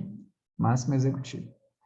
Bom, ele está no âmbito federal. Pessoal, o DENATRAN, que é o Departamento Nacional de Trânsito, ele é muito importante. Ele simplesmente é o órgão que fiscaliza os outros órgãos executivos, ele delega funções a esses órgãos executivos, tá? Então, além de delegar funções, de fiscalizar, né, de fazer todas essas atribuições que ele tem, né, e ele fica no âmbito federal, a sede do DENATRAN fica em Brasília, tá, pessoal? Ele tem várias finalidades, pessoal. Ele tem uma autonomia muito grande. Então, ele simplesmente tem uma finalidade bem importante, que é mais corriqueira em provas. Além de atribuir e delegar funções, por exemplo, o DETRAN. O DETRAN é um órgão emissor, o Departamento Estadual de Trânsito. O DETRAN, ele tem a finalidade de trabalhar com habilitação, né? Gerir processo de habilitação, expedir documentos como CNH, PPD, a licença de aprendizagem de direção veicular, ele tem essa finalidade. Só que quem é que delega essas funções ao DETRAN? Quem é que delega ele? É o DENATRAN. Então, se numa questão perguntar quem é que delega funções como órgão executivo, é o DENATRAN. O DENATRAN que é o máximo executivo, tá? Só que em prova vai ser perguntado mais o seguinte: o DENATRAN, pessoal, ele tem a função de manter atualizado e registrado tudo referente a condutor e tudo referente a veículo, tá? O DENATRAN, ele tem a função de manter dentro do seu banco de dados tudo referente a condutor, tá? Tudo referente a condutor e tudo referente a veículo, tá? Então, no banco de dados dele, todos os condutores do território nacional estão lá e todos os veículos que estão registrados estão lá também. Para que esse registro? Para identificar os condutores no território nacional, fazer aplicações de sanções, né? Localizar, e os veículos, da mesma forma, né? Para localizar, fiscalizar, então tem todo esse procedimento. Através do condutor, pessoal, ele fiscaliza e mantém atualizado o registro do RENASH. O registro do RENASH. E o que é o RENASH? Alguém lembra o que é o RENASH? O RENASH é gerado a partir do momento que você dá entrada no processo de habilitação. Alguém consegue lembrar o que é o RENASH, pessoal?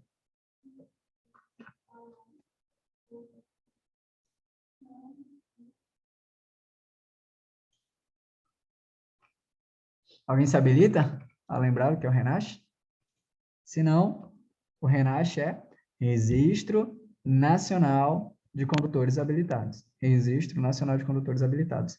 O que é esse RENASH? O RENASH é um códigozinho, por exemplo, você está tirando a habilitação no estado do Maranhão, ele começa mais ou menos assim, ó, MA, aí vai ter assim, ó, 045 6302 31, por exemplo. Imagina que ele é um código dessa natureza. Então, MA. Se for no Piauí, ia ter, né, o acrônimo do estado do Piauí, enfim, de qualquer outro estado, né? Então, no Maranhão, é assim. Então, o código do RENASH é o código que verifica o condutor dentro da BINCO, da Base Índice Nacional de Condutores. É o que fica armazenado lá, como o DENATRAN reconhece você como condutor habilitado. Então, você dentro do banco de dados é essa numeração. Você dentro do banco de dados, esse é o número que o identifica. E esse número, pessoal, ele é um código único, tá? Porém, esse código único do RENASH, ele é atualizado. Por exemplo, imagina comigo que você tirou a PPD hoje. Aí o código é exatamente esse aí, ó, 045 63 02 31. Aí, quando você renova, solicitando ali a CNH definitiva, o Registro Nacional de Condutores Habilitados, que é o RENASH, ele vai atualizar. Ele ainda continuará um código único, mas ele vai atualizar pelo código atual. Então, ele pode ficar assim, ó, 047, ó, ele deu uma atualizada, né, 047, pode repetir essas numerações ou podem ser criadas outras, tá? Pode mudar a numeração. Então, ele é um código único que ele se atualiza, tá? Então, o DENATRAN, o que ele faz? Ele armazena tudo referente a condutor, que é através do código do RENASH, e armazena tudo no seu banco de dados referente a veículos. Só que referente aos veículos, pessoal, é através do código do RENAVAN. O RENAVAN é gerado a partir do momento que você vai lá no órgão executivo de trânsito, como o DETRAN ou CIETRAN, registrar o teu veículo. E o que é o RENAVAN? É o Registro Nacional de Veículos Automotores. Registro Nacional de Veículos Automotores. O RENAVAN é um código único, tá? Ele nunca se altera. Ele nem atualiza, ele é um código único, ele mantém-se com aquela numeração sempre. Você pode transferir o veículo para outro proprietário, pode vender, fazer várias transferências, mas o RENAVAN sempre vai permanecer o mesmo. Diferente do RENASH, né? O RENASH ele vai se atualizando. É um código único também, mas vai se atualizando. A numeração dele vai ficando mais atual em relação às numerações do sistema aí, do DENATRAN, tá? Então, o que o DENATRAN é, pessoal? Ele é o órgão máximo executivo de trânsito, ele fica lá, situado em Brasília, né, no âmbito federal. Ele tem a finalidade de simplesmente fiscalizar outros órgãos executivos, ele é o cara, ele está no topo, ele fiscaliza, ele delega funções, só que mais a ele é atribuída a seguinte situação, que ele é um órgão que vai armazenar informações dentro do seu banco de dados e manter atualizado essas informações. Então, ele armazena tudo referente a condutor, tudo referente a veículo. Em relação ao condutor, é através do código do RENASH, que é o Registro Nacional de Condutores Habilitados, e através dos veículos é através do RENAVAN, que é o Registro Nacional de Veículos Automotores, tá? Então, isso que ele faz, ele vai armazenar e manter atualizado essas informações. Então, basicamente, é isso que eu preciso saber sobre o DENATRAN, tá bom? Agora, professor, vamos falar sobre o próximo órgão executivo. Ó, o próximo é o DETRAN. O DETRAN é o Departamento Estadual de Trânsito. Pessoal, o DETRAN, ele trabalha habilitação de condutores, formação, educação para o trânsito. Ele também tem até a finalidade de órgão fiscalizador. O DETRAN, no âmbito da sua jurisdição, ele pode atuar como órgão fiscalizador, ele pode fiscalizar o estado onde ele está inserido, né? Fiscalizar, né? Fazer essas operações. Por exemplo, o DETRAN, dias atrás, foi fazer uma fiscalização na autoescola, saber se o prédio da autoescola está adequado, saber se tudo está funcionando bem, se está tudo nos conformes. Então, o DETRAN, ele é um órgão fiscalizador, ele pode fiscalizar o trânsito, né? Ele pode fazer tudo isso. Só que essa atribuição do DETRAN é delegada pelo DENATRAN, tá? Então, o DENATRAN é quem delega. Só que em prova, apesar do DETRAN fazer tudo isso, em prova é mais cobrado o seguinte: em prova, ele pode perguntar o que o DETRAN faz, além de fiscalizar o trânsito, além de trabalhar a formação de condutores, além de aplicar as penalidades, né, quando você sofre ali sanções. Então, quem aplica essas sanções é o diretor do DETRAN, ele que analisa ali todas as autuações e vai, através dessa análise, fazer aí as aplicações das sanções, as punições, as penalidades que vai ser impostas ao condutor que comete ali a sua infração. Perceba que o DETRAN, pessoal, fica aqui, ó, no âmbito estadual. Então, na capital de cada estado está inserido o DETRAN. Só que em prova, ele pergunta mais o seguinte: o DETRAN, ele tem a finalidade de expedir. Então, o DETRAN, ele é um órgão, além de tudo que eu já falei sobre ele, ele é um órgão expedidor. Então, o que que ele vai expedir, professor? Ele vai expedir isso aqui, ó, PPD, ele vai expedir CNH, ele vai expedir a ACC, ó, ele está expedindo o quê? Documentações. Ele vai expedir CRV, lembrando que o CRV também pode ser chamado de DUT, que é o Documento Único de Transferência. Ele vai confeccionar também e expedir CRLV, que pode ser chamado de CLA, que é certificado. É a mesma coisa, tá, pessoal? São as nomenclaturas que eles têm, os documentos. Ou SRV ou DUT. O mais comum é cair CRV. O CRLV, que é o Certificado de Registro e Licenciamento do Veículo, também pode ser chamado de CLA, que é o Certificado de Licenciamento Anual. Ele vai expedir também, ó, LADV, que é a Licença de Aprendizagem de Direção Veicular. Então, o DETRAN, em provas, é mais perguntado o que que ele faz. Ele delega funções, não, perdão. Ele expede documentos. Além de fiscalizar o trânsito, aplicar punições, operar ali no âmbito da sua jurisdição, trabalhar a formação de condutores, processo de habilitação, fazer vistoria de veículos. Então, ele vai ser um órgão expedidor, tá? E é isso que a gente precisa saber sobre o DETRAN, um órgão expedidor. Beleza? Agora a gente vai conhecer outros órgãos. Tanto o DENATRAN, pessoal, quanto o DETRAN, eles são órgãos executivos de trânsito, órgãos executivos de trânsito. Agora a gente vai conhecer dois órgãos executivos que também iniciam com a letra D, tá? Só que eles são órgãos executivos rodoviários. O primeiro que aparece é o DENIT e o segundo é o DER. Perceba, o DENIT, pessoal, ele é no âmbito federal. Professor, o que é o DENIT? O DENIT é o Departamento Nacional de Infraestrutura de Transporte. Departamento Nacional de Infraestrutura de Transporte. Bom, ele é um órgão executivo rodoviário da União, pessoal. Então, o DENIT, ele tem autonomia sobre as rodovias e estradas no âmbito federal. Então, ele tem ali autonomia e autoridade sobre as estradas e rodovias no âmbito federal. Então, ele tem várias finalidades. Ele pode planejar ali essas vias, operar o trânsito no âmbito da sua jurisdição, trabalhar a manutenção, a construção viária naquele local. Então, o DENIT basicamente faz isso, tá? Que é o departamento, o próprio nome já fala, o Departamento Nacional de Infraestrutura de Transporte, trabalha a manutenção, construção das rodovias e estradas no âmbito federal. E o DER? O DER, pessoal, ele é o Departamento de Estradas e Rodagens. Departamento de Estradas e Rodagens. Ele vai atuar no âmbito estadual, Faz a mesma coisa que o DENIT, só que no âmbito estadual, nas rodovias e estradas estaduais. É a mesma coisa, trabalha manutenção, construção, operação, tá? Então, ele tem autonomia ali nas rodovias e estradas estaduais, né? E ele tem a finalidade de operar, planejar o trânsito no âmbito da jurisdição onde ele está inserido. Então, os dois são órgãos executivos rodoviários.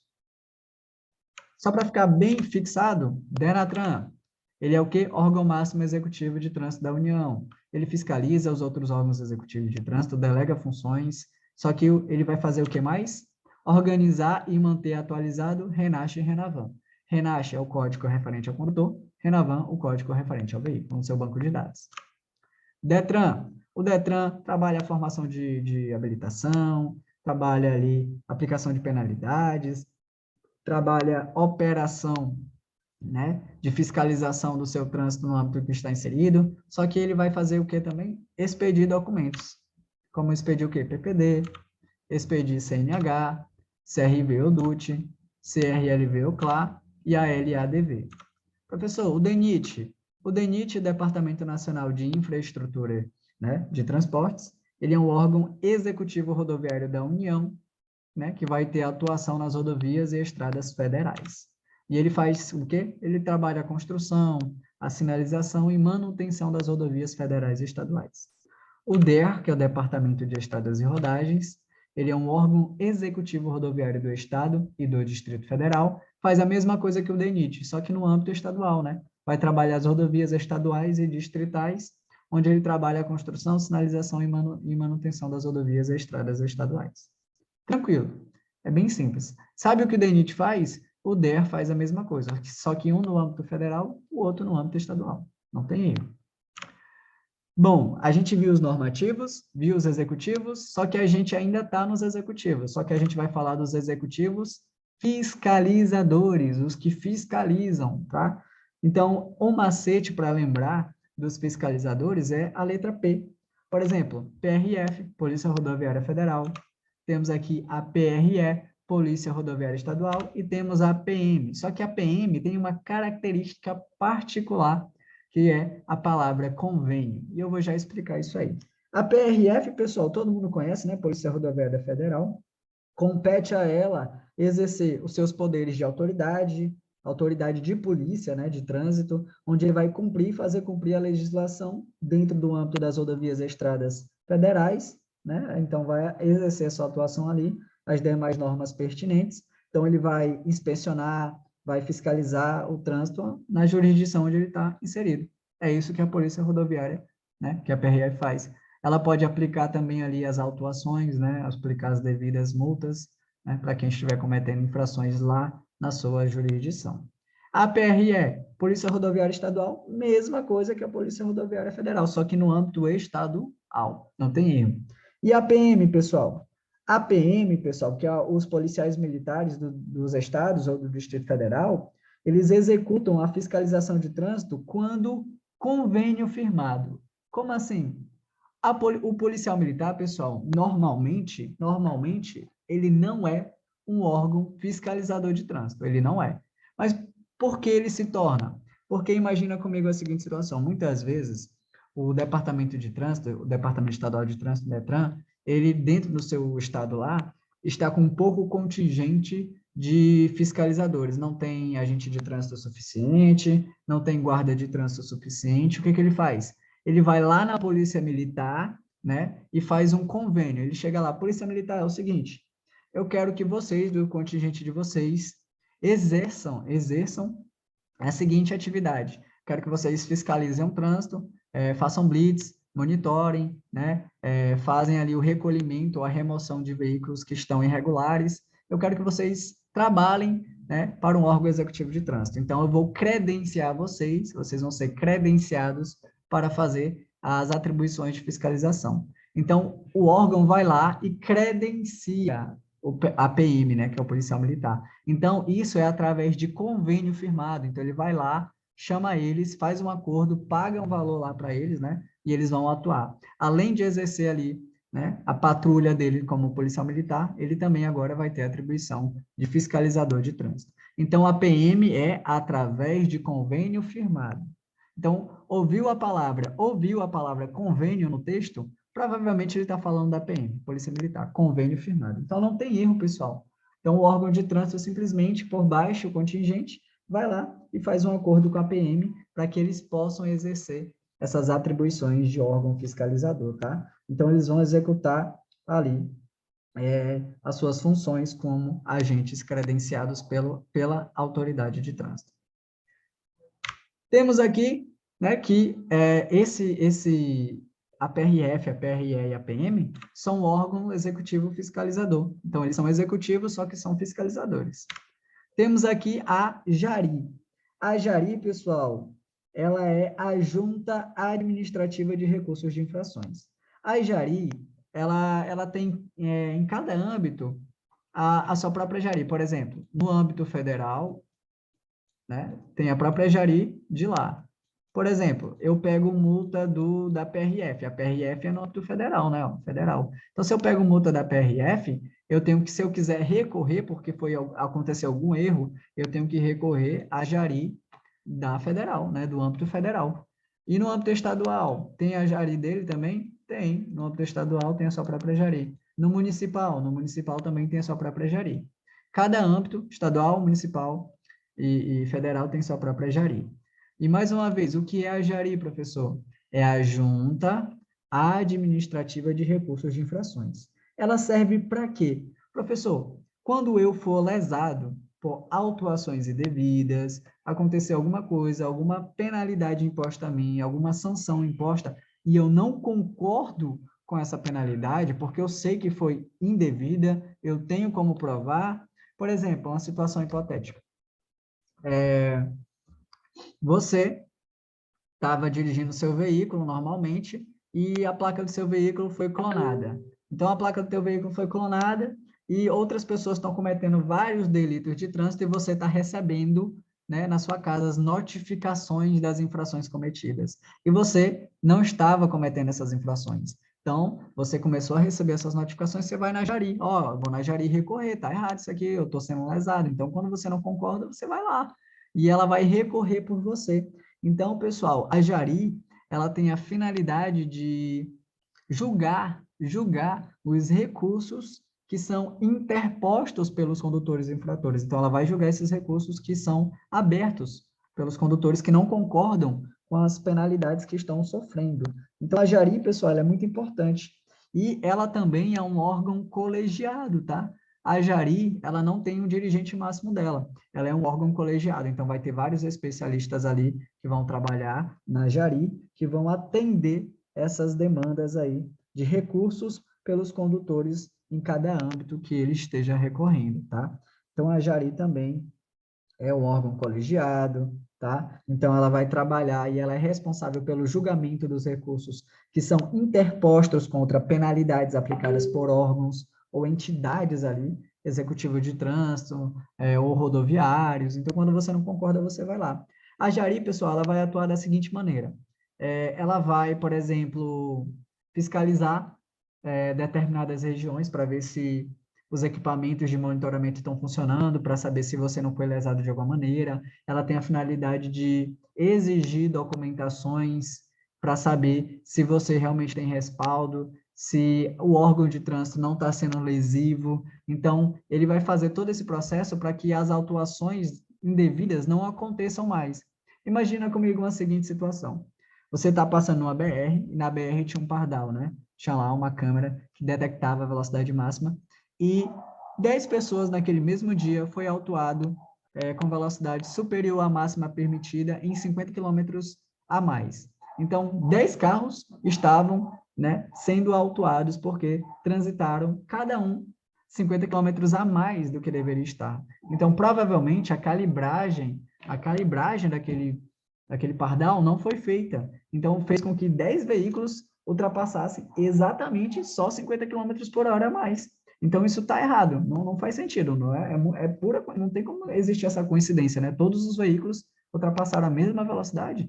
Então, o que a Jari vai fazer? Ela vai exigir a documentação, exigir se foi feito lá a fiscalização, se foi feito a calibragem do equipamento, se tinha gente fiscalizando na hora, para que não aconteça mais essas pequenas autuações. Então, ela vai solicitar documentos, ela vai enviar provas, ela vai brigar por você, tá? E ela é em primeira instância, tá? Então, quando você sofre, pessoal, sanções, você tem 30 dias para entrar com recurso quando você não concorda. Ela é em primeira instância. Quando você perde na Jari, ela briga por você e ela não ganha, você perde, aí você quer continuar brigando, em segunda instância tem que ser o CENTRAN, tá? CENTRAN. Que é o Conselho, né, Estadual de Trânsito. CENTRAN. Tá? A CENTRAN é quem briga em segunda instância. Em primeira instância é a Jari, em segunda instância é a CENTRAN. Beleza? Então, é isso que a Jari faz, pessoal. Ela vai recorrer por você. Então, ela julga recursos interpostos pelos condutores infratores. Bom, o PRF realiza o patrulhamento ostensivo nas rodovias e estradas federais, é uma das atribuições. Polícia Militar dos Estados e do Distrito Federal, é através de convênio firmado. Jari, ela vai julgar os recursos interpostos pelos infratores em primeira instância, tá? O prazo para recorrer a Jari, quando você não concorda com as autuações, as sanções impostas a você, é de 30 dias para se apresentar. Tá? Ciretran. A Ciretran, pessoal, é a Circunscrição Regional de Trânsito, como eu falei para vocês. A Ciretran é como se fosse uma filial do Detran. O Detran fica na capital de cada estado, então não tem como ele simplesmente fiscalizar de longe, às vezes, os municípios. Então, o que ele faz? Ele cria a Ciretran e coloca nos municípios. No município de Pedreiras, por exemplo, né, na nossa cidade, a gente tem a Ciretran, né, a Circunscrição Regional de Trânsito. Então, ela vai trabalhar ali tudo que o Detran delega a ela a função de fazer. E em prova, se perguntar sobre a Ciretran, o que ela faz de fato? A Ciretran vai fazer isso aqui, ó. Ela é um órgão e entidade executiva de trânsito dos municípios e ela vai, a grosso modo, registrar e emplacar veículos. Qual é a finalidade do Ciretran? Registrar e emplacar veículos. Ela registra e emplaca veículos. Em prova, é isso que eu tenho que lembrar que a Ciretran faz. A Ciretran faz um pouco mais que isso porque o Detran permite, né? Por exemplo, ela abre processo de habilitação, ela faz ali as devidas autuações do órgão municipal, quando tem essas multas, né, municipais. Então, ele vai trabalhar isso também, trabalhar a questão de formação de condutores, fazer vistoria de veículos, ela faz tudo isso. Mas em prova, a Ciretran, a finalidade dela é registrar e emplacar veículos. Porque o Detran delega essa função a ela, tá? Então, ela dá autonomia para o Ciretran trabalhar da maneira mais confortável para atender a demanda ali municipal. Então, está aqui uma tabela, né, contendo tudo isso. Ó, órgãos normativos, CONTRAN, CENTRAN, CONTRAN-DIF. Órgãos executivos, tem DETRAN, DENATRAN, CIRETRAN, né? E os rodoviários aí tem o DENIT. O DENIT, pessoal, também tem o ANTT, que é a Agência Nacional, né, de Transporte Terrestre. Agência Nacional de Transporte Terrestre. É a mesma coisa que o DENIT, tá? Só mudou aqui a nomenclatura, a sigla, mas é a mesma coisa. Agência Nacional de Transporte Terrestre. Então, elas trabalham ali no âmbito federal, tem o DER, Departamento de Estradas e Rodagens, e aqui você pode ver prefeituras. Eu vou já falar dela. Ó, a Jari é recorrer, né? Tudo que é recorrer é a Jari. Falou em recorrer, Jari. Só que em primeira instância, né? Em segunda instância é quem?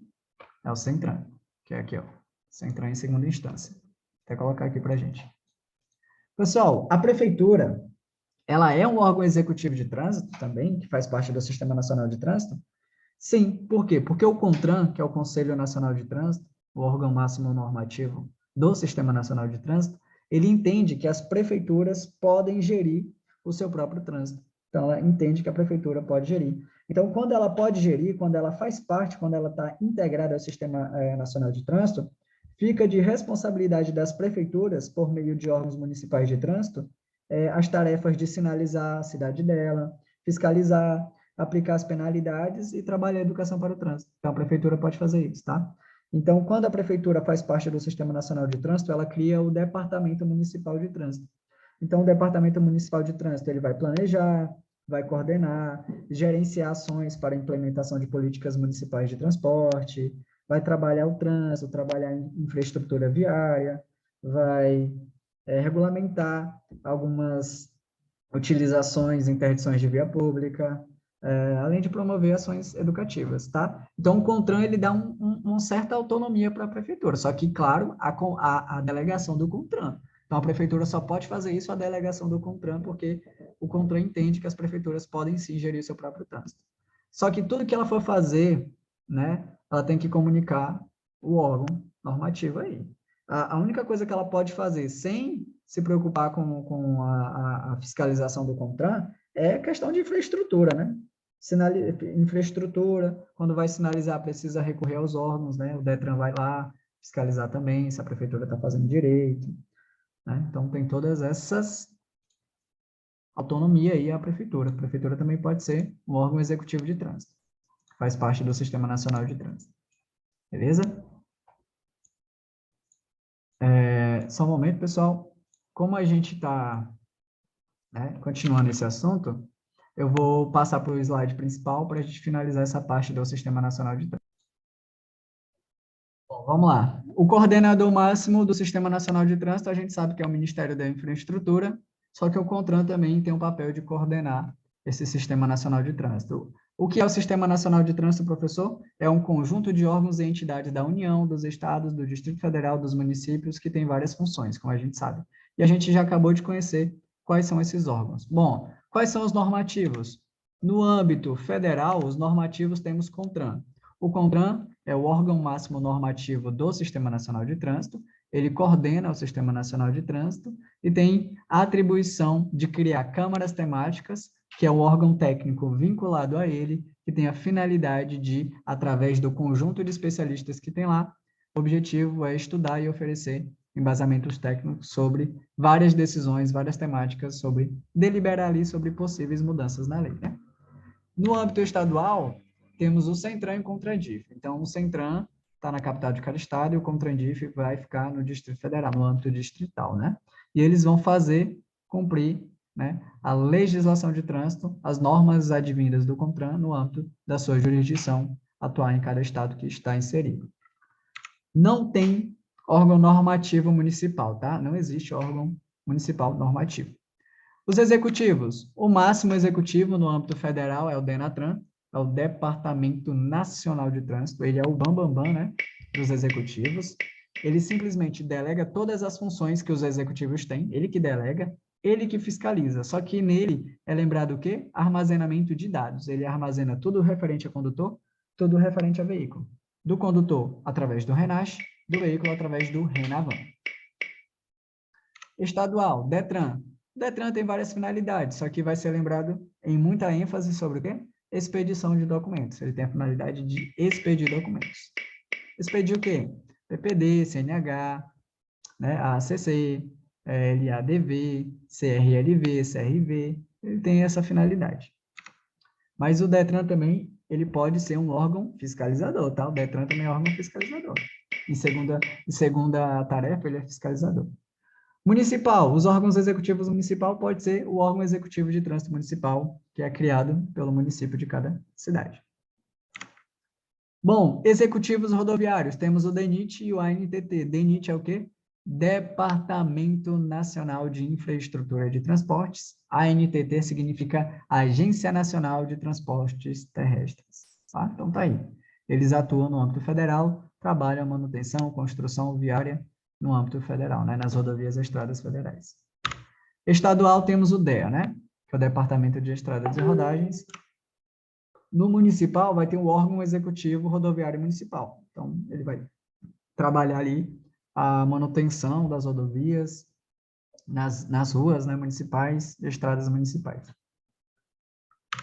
Fiscalizadores, no âmbito federal temos a PRF, Polícia Rodoviária Federal. Estadual, APM. APM é o quê? Através de convênio firmado, é um acordo. E no municipal você pode contar aí com o agente de trânsito ou o guarda municipal. Recursal, o recursal é quem? A Jari. A Jari é o quê? Junta Administrativa de Recurso de Infração. Então, cada âmbito, seja o federal, tem sua própria Jari, estadual, sua própria Jari, e municipal também. Professor, eu tomei uma multa aqui do DENIT. Eu tomei uma multa do DENIT. Eu tenho que recorrer à Jari de quem? do âmbito federal. Ah, professor, eu tomei uma multa aqui da PM no âmbito estadual. Eu recorro a Jari do âmbito estadual. Ah, eu tomei uma multa aqui do guarda municipal. Então, eu tenho que recorrer a Jari do âmbito municipal. Isso quando você se sentir lesado ou não concordar com as autuações ou sanções que estão sendo impostas a você. Porque houve algum erro, houve alguma insubsistência e você tem como provar, então você quer brigar, você pode sim, em primeira instância.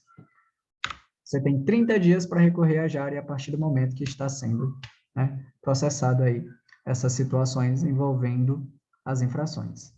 Ampliando aqui, ó, perceba que tem algumas informações muito importantes, ó. DENIT, ANTT e DETRAN têm competência de fiscalização também. Então, eles podem fiscalizar o trânsito onde eles estão inseridos. Além de fiscalizar, eles podem aplicar as sanções também. Ampliando mais uma vez, só para a gente ver essa parte aqui, ó. CENTRAN e CONTRANDIF têm a função também de julgador. Então, em segunda instância, né, a Jari não conseguiu brigar por você, você perdeu, mas você ainda quer continuar brigando. Em segunda instância, você vai na junta especial do CENTRAN, a junta especial do CENTRAN, ou do CONTRADIF, se for no âmbito distrital, né? CENTRAN, na capital de cada estado aí, ou no CONTRADIF, no âmbito distrital. Então, eles têm como atuação aí, pessoal, como vocês podem ver, a função julgador, julgar os recursos que são interpostos pelos condutores infratores. Então, tá aí, é bem tranquilo o que cada órgão faz, só para ficar bem tranquilo, CONTRAN estabelece as normas e as resoluções. Ele coordena o Sistema Nacional de Trânsito, só que o coordenador máximo é o Ministério da Infraestrutura. CONTRAN também vai o quê? Estabelecer câmaras temáticas. O que são as câmaras temáticas? É um órgão técnico vinculado ao CONTRAN que tem a finalidade de trazer embasamentos técnicos sobre possíveis mudanças na lei.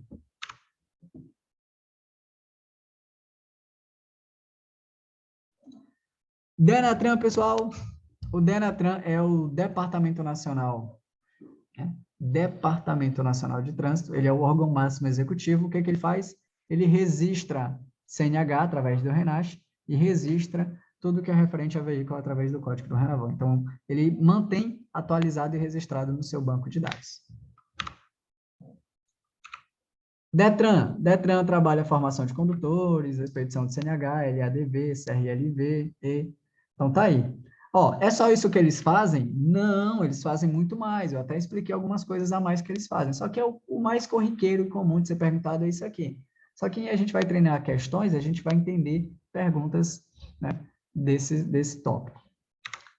A Jari, pessoal, julga recursos de infrações. Tem lá, quem julga recursos de infrações ou tudo que está relacionado a recorrer é a Jari. Se ele especificar a palavra segunda instância, aí é CENTRAN, aí a gente não erra.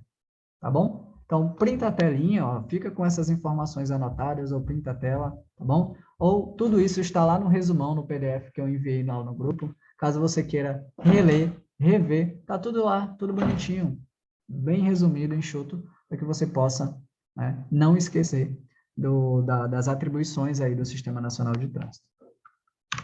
Pessoal, na próxima aula, a gente vai trabalhar a partir desse tópico. A nossa próxima aula vai ser a última aula sobre o processo de habilitação. A gente vai encerrar esse conteúdo e depois vamos para infrações de trânsito, tá?